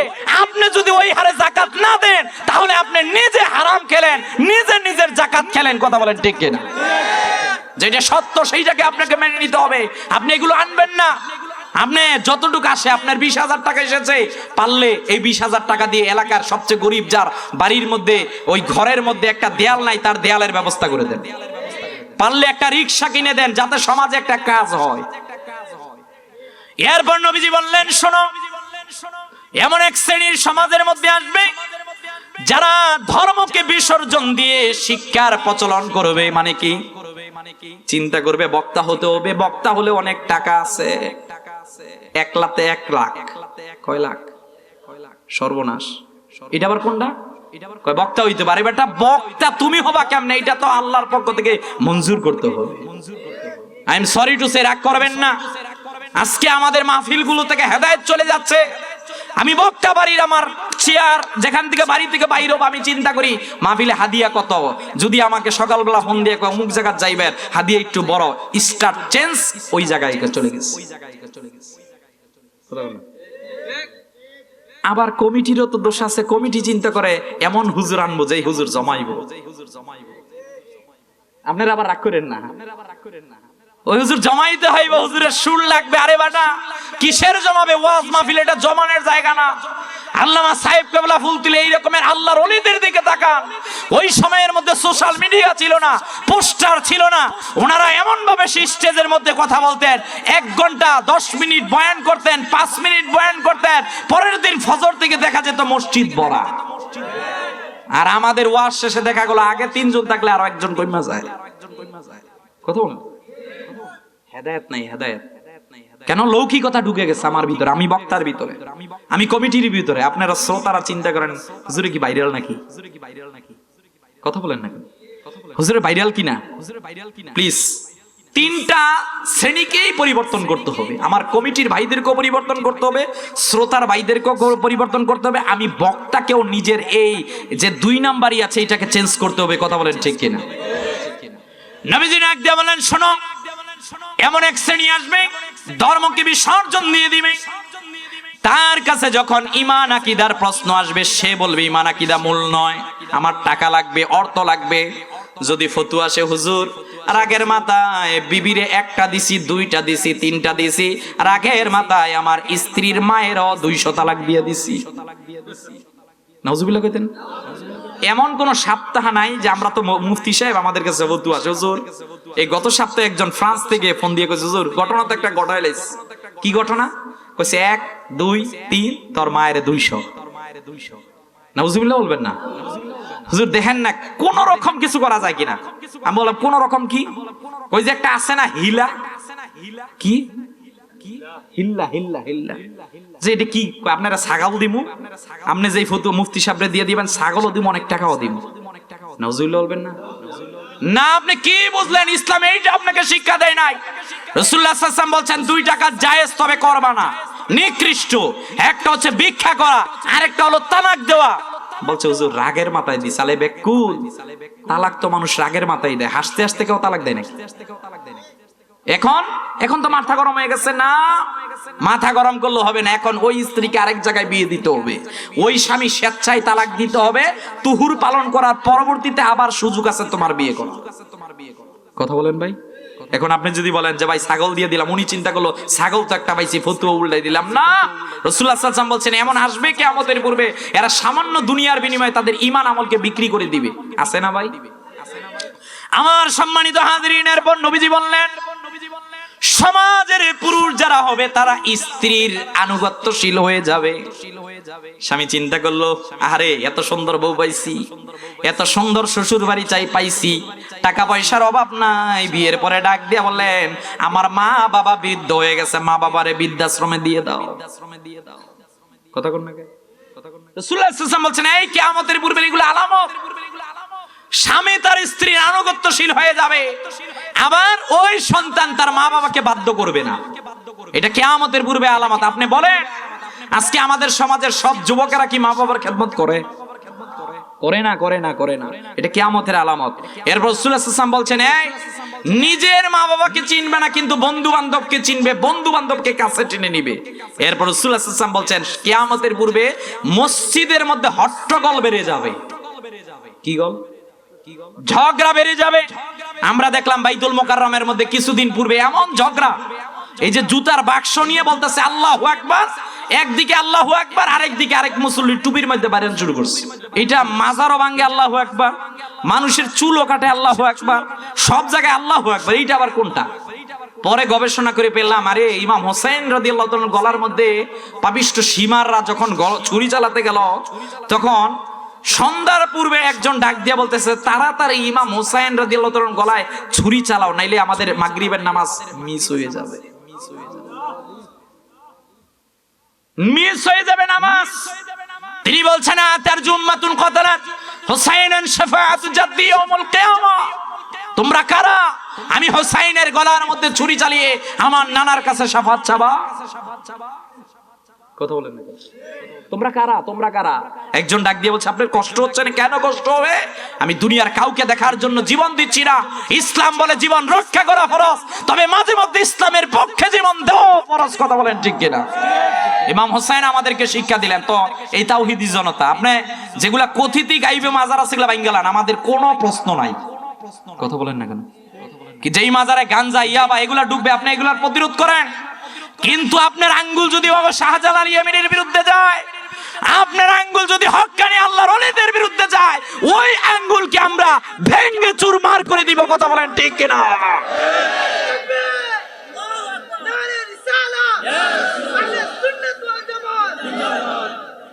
ক্ষমতা দেখাবেন না, কারণ বাবা শাহজালাল ইয়ামিন না আসলে আপনি আমি এখন হিন্দু থাকতাম। হিন্দু কথা বলেন না, হিন্দু থাকতাম। ভাই ইতিহাস পড়েন আপনি। 712 মোহাম্মদ বিন কাসিম একেবারে নবাব সিরাজউদ্দৌলা পর্যন্ত 700 বছর আমরা শাসন করেছিলাম ভারত। আপনি তাকান না কেন?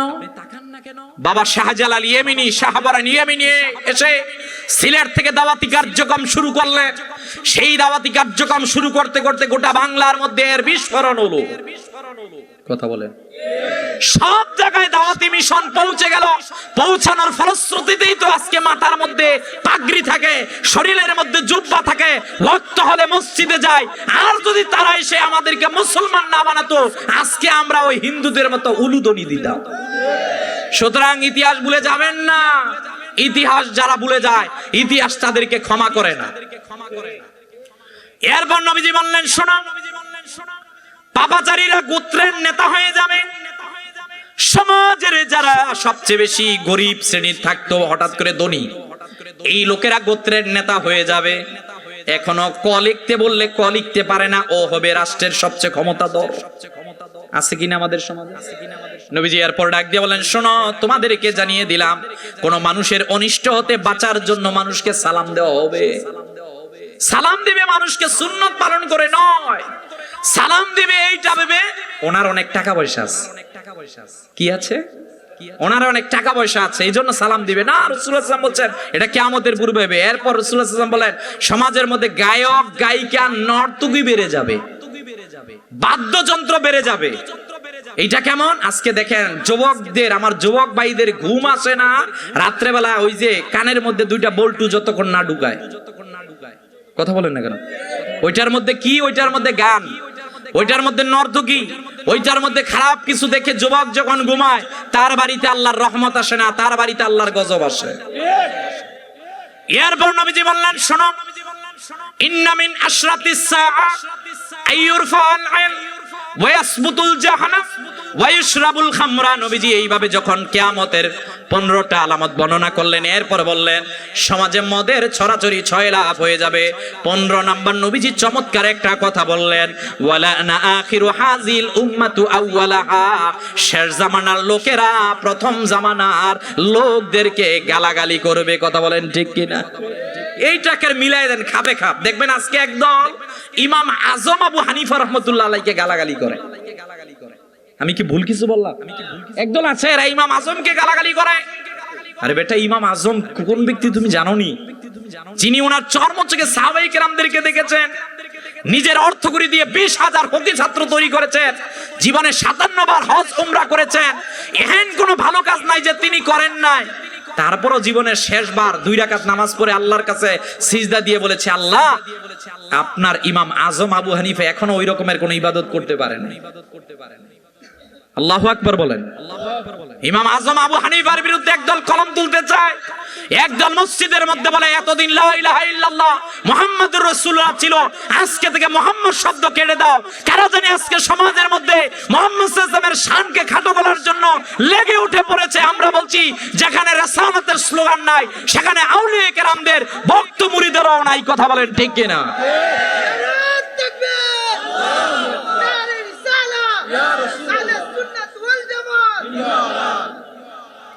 এইভাবে নবীজি 15টা কথা বললেন। এইবারে একটু আপনার বাস্তবতার সঙ্গে মিলিয়ে নেন। আমার সম্মানিত হাজিরিন, আমাদের মসজিদগুলো আজকে সুন্দর কিনা? সবাই বলেন সুন্দর কিনা? এখন এই মসজিদের মধ্যে দায়িত্বশীল কারা থাকবে? মসজিদের সভাপতি, সেক্রেটারি, কোষাধ্যক্ষ থাকবে। দেখা গেল বাংলাদেশের এমন এমন এলাকা আছে, এলাকার সবচেয়ে বড় সুদখোরটা হয় মসজিদের সভাপতি। এলাকার সবচেয়ে বড় সুদখোর যে, ঘুষখোর যে, সে হয় মসজিদের ক্যাশিয়ার। ইমাম সাহেব খতিব সাহেব যখন বয়ান শুরু করে দেয়, ইমাম সাহেব দেখলো কোরআনের মধ্যে কঠিন ভাবে সুদের বিরুদ্ধে বলা হয়েছে। তিনি যখন সুদের বিরুদ্ধে ওয়াজ করেন, তাকাই দেখেন সভাপতি গলার এমন করে কথা কর না কে। ইমাম সাহেব চিন্তা করলো, হায় রে হায়, আজকে যে আমারে বকবো কমিটি। ভাই আপনি বইয়েন না আমারে, আমার ভাইরা। সভাপতি সাহেব গলাকে ডাক দিয়ে বলল, কেমন? এবার চিন্তা করলো আমি একটু ঘুষের বিরুদ্ধে ওয়াজ করি। সেক্রেটারি চোখটা বড় করে তাকাইছে, কারণ কিছুক্ষণ পর আমি ইমাম সাহেব সেক্রেটারি বাড়িতে কিন্তু খাবার খাইতে যাইবো। চিন্তা করলো কি করা যায়। এইবার চিন্তা করে পেল, তাহলে এইবার পর্দার বিরুদ্ধে আওয়াজ করি, কেউ কিছু কইব না। কেশিয়ার এইবার বড় করে করতে করতে ডাক দিয়া কয়, কিছুক্ষণ আগেই তো ওয়াইফের ছবিটা আমি ফেসবুকে দিছিলাম। কথা বলেন না কেন? আরে আমার ইমাম সাহেবরা সবচেয়ে বেশি নির্যাতিত, অপমানিত, লাঞ্ছিত। ইমাম সাহেব হুজুর ওই সুন্দর ওয়াজ যেটা সুদের বিরুদ্ধে ছিল, ঘুষের বিরুদ্ধে ছিল, পর্দার বিরুদ্ধে ছিল, অনেকে করতে পারে না, না তবে সবাই না। এমন সমাজের মধ্যে প্রতিবাদী কণ্ঠস্বর আছে যারা বলে চাকরি চলে গেলে চলে যাবে, কিন্তু আমি কোরআনের কথা যেইটা এটা বলেই যাব। কথা বলেন ঠিক কিনা? আমার সম্মানিত হাজরিন, এইবার নবীজি বললেন, এ উম্মত, তোমাদেরকে আমি জানিয়ে দিলাম কিয়ামতের পূর্বে জেনার সংখ্যা বেড়ে যাবে, অবৈধ সম্পদের অবৈধ সম্পর্ক বেড়ে যাবে, ঘরে ঘরে পরক্রিয়া। হায় হায়, তাকায় দেখেন না কেন, আমরা ঢাকার মানুষ, আমাদের কাছে খবর আছে। নবীজি ডাক দিয়ে বলে, উম্মত, কিয়ামতের পূর্বে আত্মীয়তার সম্পর্ককে নষ্ট করা হবে। নবীজি ডাক দিয়ে বলেন, কোরআন সুন্নাহর প্রতি মানুষ গাফিল হয়ে যাবে। আল্লাহর হাবিব ডাক দিয়ে বলেন, সমাজের মধ্যে নেতৃত্ব দিবে যারা সৎ ব্যক্তি, পাঁচ ওয়াক্ত নামাজি। সমাজের মধ্যে ভালো ভালো মানুষগুলো যখন নেতৃত্ব দিতে যাবে, তাদের বিরুদ্ধে এমন ধরনের অপবাদ দিবে, ভালো মানুষগুলো চিন্তা করবে মনে হয় মৃত্যুই আমার জন্য ভালো। এটা হাদিস, এটা আমি কোনো বানোয়াট ঘটনা বলছি না। এই যা কিছু বললাম এগুলো হলো সবগুলোর মূল বক্তব্য। রাসূলুল্লাহ সাল্লাল্লাহু আলাইহি ওয়াসাল্লামের যে 72টা আলামত আছে, আরো তো অনেকগুলো আছে, যেহেতু আমার সময় শেষ দিকে, আমার আরো কথা আছে, সেজন্য আমি এতটুকু রাখলাম। আপনি আমাকে বলেন, আমাদের মসজিদে মুসল্লি কম না বেশি? কথা বলেন। আমাদের সমাজের মধ্যে পরক্রিয়া আছে কিনা? আমাদের সমাজের মধ্যে মদের ছড়াছড়ি আছে কিনা? যুবকদের কাছে ইয়াবা, বাবা, গাঞ্জা আছে কিনা? সব আছে। আপনি বলেন কোনটা নাই? তাহলে বোঝা যাচ্ছে অতীতের সব আলামত প্রকাশিত, কমপ্লিট। বর্তমানের আলামত গুলো কমপ্লিট। এইবার নবীজি ডাক দিয়ে বলছেন, ঠিক কিয়ামতের পূর্বে যেই বড় বড় 10টা আলামত, এর পূর্বে একটা আলামত হচ্ছে হিন্দুস্তানের যুদ্ধ। এইবার বোঝা যাবে আপনি কতটুকু আল্লাহকে মানেন। আমার নবীজি ডাক দিয়ে বলেন, এ উম্মত, হযরতে সাওবান রাদিয়াল্লাহু তাআলা আনহু বলেন, নবীজি বললেন, ইসাবাতান মিন উম্মতি আখরাজুহুমুল্লাহু মিনান নার। আল্লাহর হাবিব ডাক দিয়া বললেন, শোনো রে, কিয়ামতের পূর্বে হিন্দুস্তানের একটা যুদ্ধ হবে, এখানে মুসলমান আর মুশরিকদের বিরুদ্ধে যুদ্ধ হবে। আল্লাহর হাবিব ডাক দিয়া বলছেন, ওই জিহাদে যারা শহীদ হবে তারা সর্বোচ্চ শহীদ, যারা ফিরে আসবে এরা গাজী। তবে এখানে একদল মুনাফিক মুসলমানদেরকে পরিচয় পাওয়া যাবে, আরেক দল কাফেররা মুসলিমদের বিরুদ্ধে দাঁড়াবে। আল্লাহর হাবিব বললেন, এই তোমাদেরকে জানাই দিলাম, কিয়ামতের পূর্বে এই হিন্দুস্তানের যুদ্ধ হবে। কোন কোন মুহাদ্দিসিনে কেরামগণ বলেছেন এইটা হয়ে গেছে, তবে অধিকাংশ মুহাদ্দিসিনে কেরামগণ বলেছেন না, এইটা হয় না, এইটা ঈসা আলাইহিস সালাতু ওয়াস সালাম দুনিয়ায় আগমনের ঠিক পূর্বের কিছুদিন পূর্বে এইটা হবে। বলেন আল্লাহু আকবার। আপনি শুনেছেন কয়েকদিন পূর্বে বাবরি মসজিদ মুর্শিদাবাদে নতুন করে করা হচ্ছে, অথচ এই বাবরি মসজিদের ইতিহাস 1500 খ্রিস্টাব্দের মধ্যে বাদশা বাবর, মুঘল সম্রাট, তিনি করেছিলেন।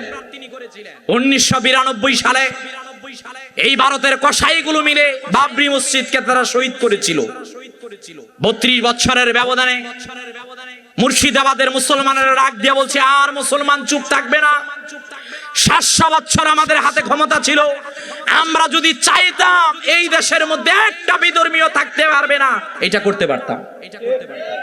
খ্রিস্টান মিস্টার থামসিন তার ডায়েরির মধ্যে 1800 খ্রিস্টাব্দের মধ্যে লিখলেন, আমরা ইস্ট ইন্ডিয়া কোম্পানির মাধ্যমে এদেশের মধ্যে এসেছিলাম ব্যবসা করতে। ব্যবসার বদৌলতে এদেশের মুসলিমদের উপর আমরা অত্যাচারী স্টিম রুলার চালালাম। 14,000 আলেমদেরকে ফাঁসি কাস্টে জুড়ালাম। খাইবার মসজিদের সামনে প্রতিদিন 80 জন আলেমের শরীর থেকে মাথা আলাদা করতাম। 80,000 মাদ্রাসাকে আমরা বন্ধ করে দিয়েছিলাম। চেয়েছিলাম ভারতবর্ষ থেকে মুসলিমদেরকে নিধন করার জন্য। মিস্টার থামসিন লিখেছেন, কিসের মুসলিমদেরকে নিধন করব, বরঞ্চ মুসলিমদের বিস্ফোরণ হয়েছে। কথা বলে সেই কালের আবর্তনে বাবরি মসজিদ 2025। এখানে এরা সংখ্যা গুরু না, সংখ্যা লঘু, এদের কম, মুসলিমদের সংখ্যা অনেক কম। ওই ভারতের মধ্যে গত সপ্তাহে ডিক্লার দিল আমরা বাবরি মসজিদ করাবো, 300 কোটি রুপি লাগবে। একজন ডাক দিয়ে বলছে আমি একাই দিব 100 কোটি। একজন বলল আমি দিব 80 লক্ষ রুপি। ও মুসলমান, আর ওই দিন নাই, পরাজিত হওয়ার দিন নয়। এখন এসেছে মুসলিমদের বিজয়ের সময়ের ঘন্টাটা আমাদের হৃদয়ের মধ্যে বেজে যাচ্ছে। এক বাবরি মসজিদকে তারা শহীদ করেছে, গোটা পৃথিবীর মধ্যে আজকে লক্ষ লক্ষ বাবরি মসজিদের বিস্ফোরণ হচ্ছে। কথা বলেন ঠিক কিনা? কয়টা ভাঙবেন আপনারা? কয়টা মুসলিমদেরকে নিধন করবেন আপনারা? না, পিউ রিসার্চ সেন্টার রিপোর্ট দিয়েছে 2070 সালে পৃথিবীর সব ধর্মের লোকদেরকে পেছনে ফেলে আবারও চলে যাবে মুসলমানেরা। আমরা যাব, আমরা, কারণ এতকাল মাইর খেয়েছি, এখন আর মাইর খাওয়ার লোক আমরা নয়। আমাদের ইতিহাস আছে, আমাদের ইতিহাসের মধ্যে ইমাম আযম আবু হানিফাকে বলা হয়েছে আপনি প্রধানমন্ত্রীর আইন মেনে নেন, তাহলে কোনো শাস্তি দিব না। জেলখানার মধ্যে বিষ প্রয়োগে হত্যা করা হয়েছে। ইমাম আহমদ ইবনে হাম্বলকে খালকে কোরআনের মাসালায় বলা হয়েছে মেনে নেন, মানে নাই, চাবুক দিয়ে আঘাত করা হয়েছে। এই রকমের মুসলিমদেরকে হ্যান কোনো নিধন নাই, করা হয় নাই। আমাদের ইতিহাস ইমান বিসর্জন দেওয়ার ইতিহাস নয়। আমাদের ইতিহাস প্রয়োজনে ইমান রক্ষার্থে গলা দিয়ে দেব, তারপরও ইমানকে বিক্রি করব না। কথা বলেন ঠিক কিনা?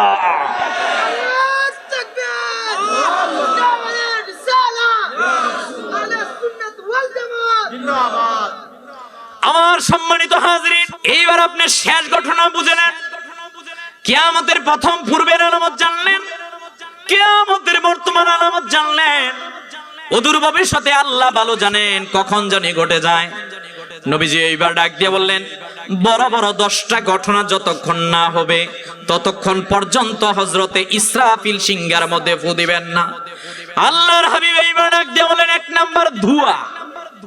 এমন ধোঁয়া পৃথিবীর মধ্যে আসবে, গোটা পৃথিবী অন্ধকারের মধ্যে পড়ে যাবে। আল্লাহর হাবিব ডাক দিয়ে বললেন, এইটা কিয়ামতের বড় আলামতের একটা আলামত। 2 নাম্বার নবীজি ডাক দিয়ে বললেন, পৃথিবীকে ধ্বংস করার জন্য একজন আসবে, তার নাম দাজ্জাল। নাম কি? ও হলো কিয়ামতের পূর্বে সবচেয়ে বড় খলনায়ক। আমার সম্মানিত হাজরিন, এই দাজ্জালের কবরের মধ্যে কাফের লেখা থাকবে। আল্লাহর হাবিব ডাক দিয়ে বললেন, শোনো রে, দাজ্জাল মাত্র 40 দিন দুনিয়াতে থাকবে। কয়দিন? আল্লাহর হাবিব ডাক দিয়ে বললেন, দাজ্জাল শুধুমাত্র পৃথিবীর মধ্যে 40 দিন থাকবে। এর প্রথম দিন হবে 1 বছর, দ্যাট মিন্স 362 দিন। নবীজি বললেন 2 নাম্বার, এর দ্বিতীয় দিন 1 মাসের মতো 30 দিন। 3 নাম্বার বললেন তৃতীয় দিন হবে 1 সপ্তাহ 7 দিনের মতো। 4 নাম্বার নবীজি বললেন বাকি থাকলো আরো 37 দিন। 1 নাম্বার নবীজি বললেন 335 দিন। নবীজি এরপর বললেন 30 দিন। এরপর নবীজি বললেন 7 দিন। এরপর বাকি হাতে রয়েছে আরো 37 দিন। নবীজি এইবার ডাক দিয়ে বললেন, এই দাজ্জাল পৃথিবীর মধ্যে মোট 439 দিন থাকবে। কত দিন?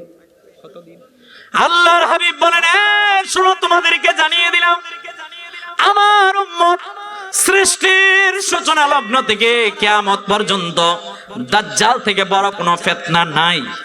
কারণ দাজ্জাল এসে আমার উম্মতের মধ্যে ঈমান দুর্বলওয়ালা মানুষদের কাছে যখন আসবে, এসে বলবে, তুমি মুসলমান, আরে তোমাকে এই যে আমি জান্নাত দেখাচ্ছি, তুমি জান্নাতে ঢুকো। যদি ঈমান পরিপূর্ণ না হয়, সে দাজ্জালের ফিতনার মধ্যে পড়ে যাবে। আল্লাহর হাবিব ডাক দিয়ে বলে, এই দাজ্জাল পৃথিবীর মধ্যে আগমন করে পৃথিবীর মানুষদেরকে যখন বিপদের মধ্যে ফেলানোর জন্য সে অনেক ধরনের ষড়যন্ত্র করবে।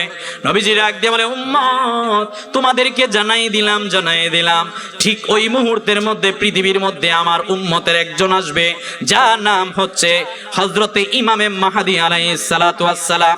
সাহাবীরা একদিন ডাক দিয়ে বলে, উম্মত ইয়া রাসূলুল্লাহ ইয়া হাবিবাল্লাহ সাল্লাল্লাহু আলাইহি ওয়াসাল্লাম, আল্লাহ তাআলা কোন নবীর উম্মতদেরকে ধ্বংস করলেন ভূমিকম্প দিয়ে, কোন নবীর উম্মতদেরকে ধ্বংস করলেন পাথর নিক্ষেপ করে, এক এক জাতিদেরকে আমার আল্লাহ এক এক ভাবে ধ্বংস করলেন। হুজুর আপনার উম্মতের ব্যাপারে যদি আমাদেরকে জানাতেন। নবীজি ডাক দিয়ে বলে,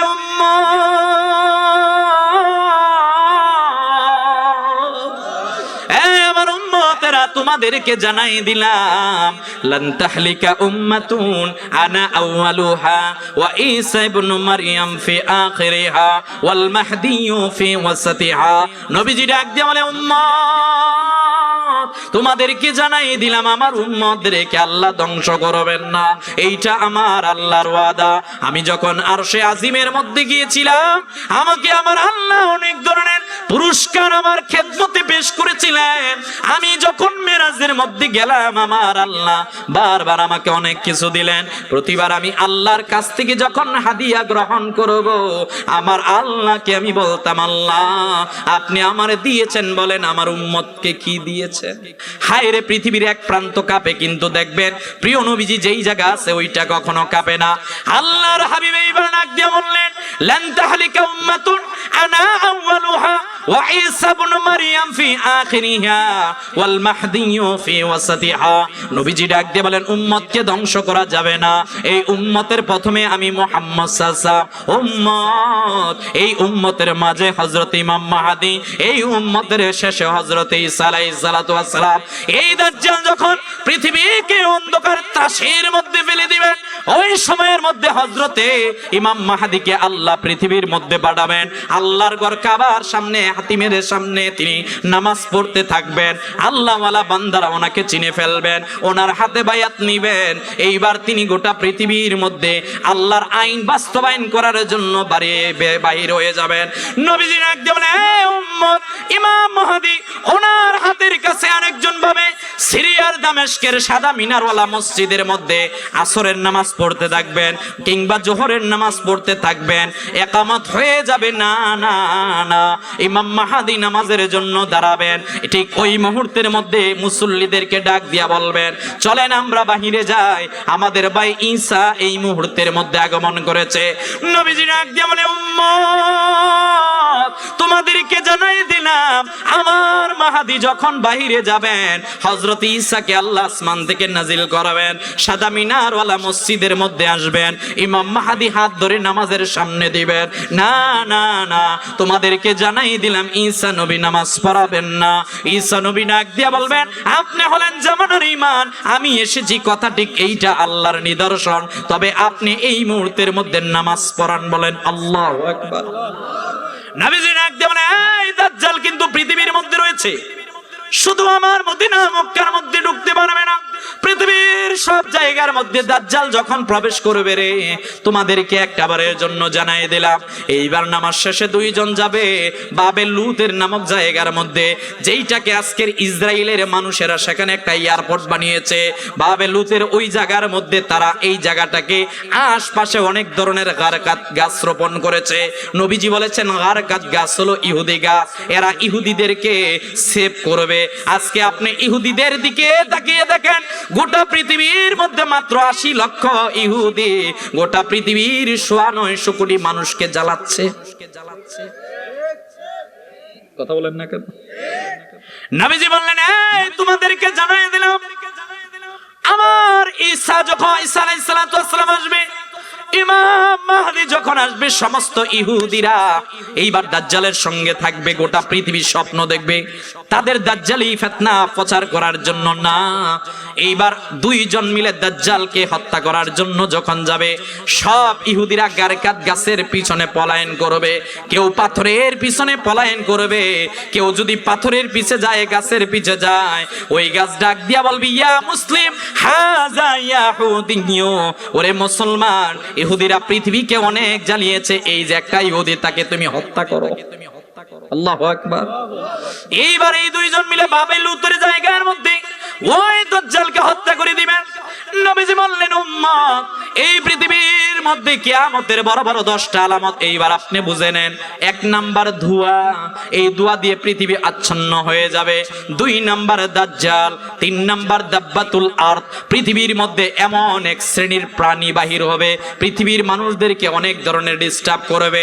4 নাম্বার নবীজি বলেন, এই তোমাদেরকে জানাই দিলাম, কিয়ামতের পূর্বে প্রতিদিন সকালবেলা যেই সূর্যটা তোমরা পূর্ব দিক থেকে উঠতে দেখো, এই সূর্যটা পশ্চিম দিক থেকে উঠে যাবে। নবীজি ডাক দিয়ে বলে, উম্মত, ওই সূর্য যখন পশ্চিম দিক থেকে উঠবে, মানুষ তারপরে যত ধরনের আল্লাহর কাছে তওবা করবে, আল্লাহ কোন তওবা কবুল করবে না। কোন তওবা আল্লাহ কবুল করবেন না, এটা আল্লাহর ওয়াদা। এই জন্য এখনো দাব্বাতুল আরদ আসে না, এখনো দাজ্জাল আসে না, এখনো হাতে সুযোগ আছে। যুবকদের ঘুম রাত্রেবেলা আরামের ঘুমের মধ্যে যায়, ফজর থাকে না। আমরা রাত্রেবেলা ঘুমাতে যাই, আমাদের নামাজের খবর থাকে না। না, এখনো আল্লাহর দিকে ফিরে আসার সুযোগ আছে। সময় শেষ হয় নাই, সময় হাতে আছে। আসুন, ফিরে আসুন, ইসলামের দিকে ফিরে আসুন। এ যুবক, এ আমার মুরব্বী বাবাজিরা, ইসলাম আপনাকে ডাকছে। চলে যেতে হবে সুন্দর বাগান, পাহাড়পুরের আপনার মানুষ দেখেন না, কত মানুষ 1, 2, 3 করে সবাই চলে যাচ্ছে। গত বছর আমি আমার এই ভাইয়ের আব্বার সঙ্গে দেখা হয়েছিল। আমাদের গিয়াসউদ্দিন ভাইয়ের আব্বা আমাকে অনেক কথা বলেছিল। হঠাৎ করে রমজান একদিন ফোন দিয়ে বলছে, আব্বা চলে গেছে। আপনি ভাবতেছেন গিয়াসউদ্দিন ভাইয়ের আব্বা চলে গেছে, আমরা থাকবো না? সুন্দর সাজানো বাগান থেকে আপনাকেও চলে যেতে হবে। কেউ থাকতে পারবেন না, এটা থাকার জায়গা নয়। আপনি যেই দিন এত সুন্দর করে একটা বিল্ডিং সাজিয়ে গেলেন, যেই দিন ইন্তেকাল করবেন, ওই দিনও দেখবেন দুনিয়ার ঝামেলা থেকে আপনি মুক্ত হতে পারেন নাই। যেই দিন চলে যাবেন, ওই দিনও দেখবেন এখনো দুনিয়ার কোন কাজটা আপনার বাকি রয়ে গেছে। নবীজি বলছেন, লাউ কানা লি ইবনে আদম ওয়াদিয়াম মিন যাহাবিন আহাব্বা আইয়াকুনা লাহু ওয়াদিয়ান ওয়ালাইয়ামলা আফাহু ইল্লা তুরাব। নবীজি ডাক দিয়ে বলছেন, বনি আদম, মানুষ বৃদ্ধ হয়, কিন্তু মানুষের কল্প কখনো বৃদ্ধ হয় না। এই কল্প সব সময় দীর্ঘ আশা চায়। আপনার যদি একটা বিল্ডিং থাকে, এই কল্প আপনাকে আশার আলো জাগাবে, এইটা তোমার আরেকটা বিল্ডিং লাগবে। পৃথিবীর বর্তমান সবচেয়ে বড় ধনী ইলন মাস্ক, তাকে যদি বলা হয় আপনার কি সম্পদ কমপ্লিট, ও বলবে হ্যাঁ কমপ্লিট। এখন আমার মন চাইতেছে একটা গাড়ি বানানোর জন্য, যেই গাড়িটা প্লেনের মতো উড়বে। নবী সাল্লাল্লাহু আলাইহি ওয়াসাল্লাম বলছেন, লাউ কানা লি ইবনে আদম ওয়াদিয়াম মিন যাহাবিন আহাব্বা ইয়াকুনা লাহু ওয়াদিয়ান ওয়ালাইয়ামলা আফাহু ইল্লা তুরাব। এই বনি আদমের পেট দুনিয়ার কিছু দিয়ে ভরবে না, ভরবে একটা জিনিস দিয়ে, তার নাম কবরের মাটি। কবরের মাটি, এছাড়া আপনার আশার আলো শেষ হবে না ভাই। এজন্য আপনার জন্য দায়িত্ব আছে, কর্তব্য আছে ভাই। এখনো কিন্তু ওই সূর্য উঠে নাই পশ্চিম দিক থেকে, তার মানে এখনো তওবা করার সময় আছে। পড়েন একবার আমার সাথে, আস্তাগফিরুল্লাহ রাব্বি মিন কুল্লি যামবি ওয়া আতুবু ইলাইহি লা হাওলা ওয়ালা কুওয়াতা ইল্লা বিল্লাহিল আলিয়্যুল আযীম। পড়বেন, বেশি বেশি তওবা করবেন, বেশি বেশি মৃত্যুর কথা স্মরণ করবেন। সুযোগ হলে মা বাবার কবরের সামনে গিয়ে এমনি দাঁড়িয়ে থাকবেন, আর চিন্তা করবেন, আমার মা এখানে, আমার বাবা এখানে, আমার নেতা এখানে। আমার নেতা সাহেব রাস্তা দিয়ে হাঁটলে আমার নেতার পিছনে প্রতিদিন 20 জন লোক হেঁটে যেত। আজকে আমার নেতাকে আমি কবরে রাখলাম, নেতার সাঙ্গপাঙ্গ কেউ নাই, আত্মীয় স্বজন কেউ নাই। আমার নেতা সাহেব এসেছেন একা, আজকে যাচ্ছেনও একা, কিছুই নাই। কোথায় গেল আপনার ক্ষমতা? কোথায় গেল আপনার বরত্ব? কোথায় গেল আপনার ছেলে সন্তানের জন্য? ভাই, কিছুই যাবে না। প্রস্তুতি গ্রহণ করে যান, তাহলে সফলকামী হতে পারবে। আমার সম্মানিত হাজিরিন, এরপর নবীজি বললেন, হযরত ঈসা আলাইহিস সালাতু ওয়াস সালামের দুনিয়ার মধ্যে আগমন। এই পৃথিবীর মধ্যে ওই যে জুলকারনাইনের কথা এসেছেন সূরা কাফের মধ্যে, আল্লাহ বর্ণনা করলেন, ওই যে ইয়াজুজ মাজুজ এদের মাঝখানে একটা প্রাচীর তৈরি করা হয়েছিল। এই কিয়ামতের পূর্বে আল্লাহ প্রাচীরকে নিচে ফেলে দিবেন, তারা বাইরে হয়ে আসবে, পৃথিবীর মধ্যে সে ফিতনা তৈরি করে দিবে। এরপর নবীজি বললেন আরব উপদ্বীপের মধ্যে ভূমিকম্প হবে। নবীজি বললেন ইয়েমেন থেকে আগুন বাহির হবে, এই আগুনগুলো মানুষকে তাড়িয়ে তাড়িয়ে এবার ইসরাফিলের সিংহার মধ্যে ফুৎকার শুরু হবে। ইযা জুলজিলাতিল আরদু জিলজালাহা ওয়া আখরাজাতিল আরদু আথকালাহা ওয়া ক্বালাল ইনসানু মা লাহা ইযাস সামাউ ইনফাতারাত ওয়া ইযাল কাওয়াকিবু ইনতাসারাত ওয়া ইযাল বিহারু ফুজ্জিরাত ওয়া ইযাল কুবুরু বুসিরাত আলিমাত নাফসুম মা কদ্দামাত ওয়া আখারাত। কোরআনের মধ্যে এইভাবে আল্লাহ ওই কিয়ামতের কথাগুলো বর্ণনা করলেন। আমার সম্মানিত হাজিরিন, এইবার আপনি একটু শেষ আমার পরিভাষাটা বোঝার জন্য চেষ্টা করেন। এই দুনিয়ার মধ্যে আপনি থাকতে পারবেন না। Death is the beginning of life. ইংরেজিতে আমরা একটা কথা বলি, আমাদের মৃত্যুর মাধ্যমে কিন্তু আমাদের জীবনের শুরু। কথা বলেন না কেন? এইবার আপনার জীবন চক্রটা আপনি মিলান। নবীজি বললেন উম্মত, আমি দুনিয়ার মধ্যে আগমন করা মানে দুনিয়া থেকে সবাইকে চলে যেতে হবে। প্রিয় নবীজি দুনিয়া থেকে বিদায় নিয়ে চলে গেলেন মানে আপনি থাকতে পারবেন না। আমার মা নাই, আমার বাবা নাই, আমার দাদা নাই, দাদি নাই, এই যে সকল মৃত কবরবাসীদের ইসলাম সওয়াবের মাহফিল। আমার সম্মানিত হাজিরিন, তাহলে এমন একটা দিনের মধ্যে আপনাকে যেতে হবে, ওই দিনটা বড় কঠিন কঠিন কঠিন। হযরত হুযায়ফা ইবনুল ইয়ামান রাদিয়াল্লাহু তাআলা আনহু, ওনার নাম হযরত হুযায়ফা ইবনুল ইয়ামান, ডাক দিয়ে বললেন আমি যখন নবীজির কাছ থেকে কিয়ামতের আলামতগুলো শুনতাম মনে হতো খেজুর বাগানের ওই প্রান্তে দাজ্জাল রয়েছে। তবে এইবার নবীজি ডাক দিয়ে বলে এই তোমরা যদি দাজ্জালের ফিতনা থেকে মুক্তি পেতে চাও, আল্লাহর হাবিব সাল্লাল্লাহু আলাইহি সাল্লাম আমাদেরকে শিক্ষা দিলেন, এক নাম্বার যদি দাজ্জালের ফিতনা থেকে কিয়ামতের ফিতনা থেকে মুক্তি পেতে চাও, নবীজি এক নাম্বার আমাদেরকে আমল দিলেন প্রতি জুমাবারে সূরাতুল কাহফ তেলাওয়াত করবা। কোন সূরা? সূরা কাহফ তেলাওয়াত করবা। প্রিয় নবীজি বলছেন যেই ব্যক্তি প্রতি জুমাবার কোরআনুল কারীমের সূরাতুল কাহফ তেলাওয়াত করবে ওই ব্যক্তি দাজ্জালের ফিতনা, সব ধরনের ফিতনা ফাসাদ থেকে মুক্তি পেয়ে যাবে। সুবহানাল্লাহ, বাড়িতে যাই কইবেন। দুই নম্বর নবীজি বললেন এই দোয়া পড়বে, আল্লাহুম্মা ইন্নী আউযু বিকা মিন আযাবিল কবরি ওয়া মিন আযাবিন নার ওয়া মিন ফিতনাতি মাহইয়া ওয়া মামাত ওয়া মিন ফিতনাতি মাসিহিদ দাজ্জাল। রাসূলুল্লাহ সাল্লাল্লাহু আলাইহি ওয়াসাল্লাম বলছেন এই তুমি এই দোয়া পড়বা। আম্মা জান আয়েশা বলছেন প্রিয় নবীজি প্রত্যেক ফরজ নামাজের পর এই দোয়াটা পড়তেন। তাহলে এই দোয়া যদি পড়েন কবরের আযাব থেকে মুক্তি পেতে পারবেন, দাজ্জালের ফিতনা থেকে আপনি মুক্তি পেতে পারবেন। আলহামদুলিল্লাহ বলেন। এরপর নবীজি সাল্লাল্লাহু আলাইহি ওয়াসাল্লাম আমাদেরকে বললেন শোনো শোনো, এই কিয়ামতের ভয়ানক আক্রমণ তাদেরকে ধরতে পারবে না।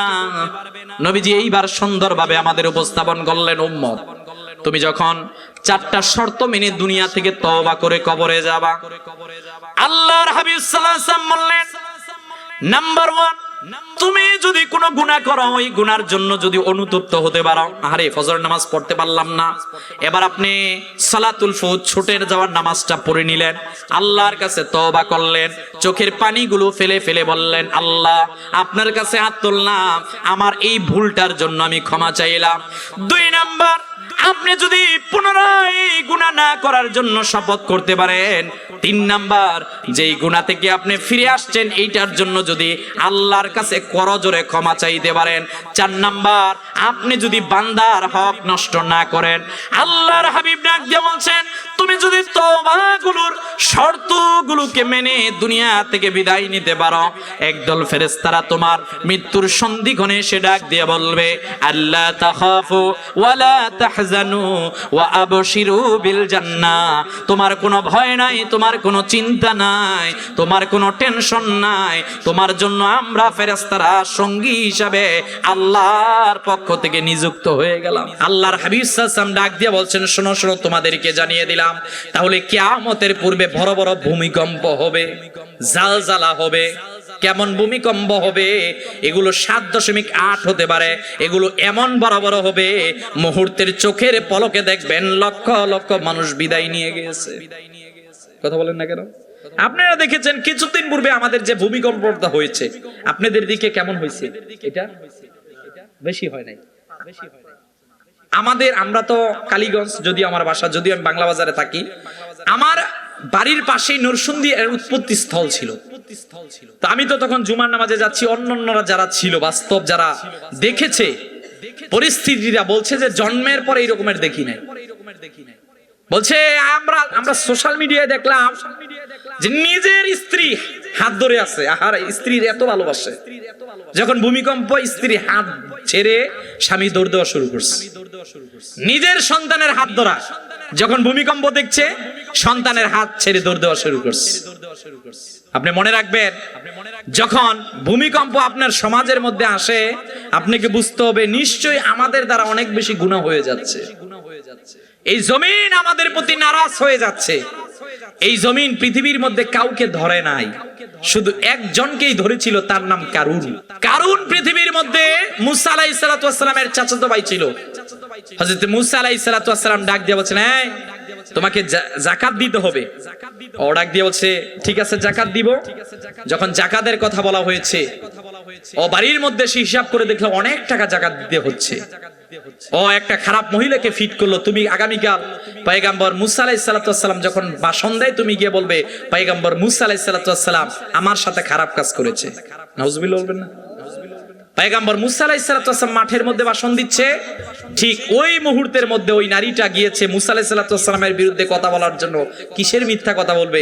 মুসা আলাইহিস সালাতু ওয়াস সালামের সামনে দাঁড়িয়ে বলছে, পয়গম্বর মুসা, আপনার ভাই এনেছিল আপনার বিরুদ্ধে কথা বলার জন্য, আমি কথা আপনার বিরুদ্ধে বলতে পারি নাই, তবে আপনাকে একটা কথা বলি, ও এনেছে আপনার বিরুদ্ধে সাক্ষ্য দেওয়ার জন্য, আমি বলছি আপনি হলেন সত্য নবী। বলেন আল্লাহু আকবার। আমরা যার অপেক্ষায় এতক্ষণ যাবত অপেক্ষমান, আন্তর্জাতিক খ্যাতিসম্পন্ন মুফাসসিরে কোরআন, ঐতিহ্যবাহী ঐতিহ্যধন্য দারুন নাজাত সিদ্দিকিয়া কামিল মাদ্রাসার সম্মানিত সুযোগ্য প্রধান মুফতি, আমাদের সম্মানিত ওস্তাদ হযরতুল্লাহ আল্লামা মুফতি মোহাম্মদ ওসমান গনি সালি হুজুর আমাদের মধ্যে শুভাগমন করেছে। আমরা হুজুরকে একটা তাকবীর দিয়ে বরণ করে নেই। নারে তাকবীর।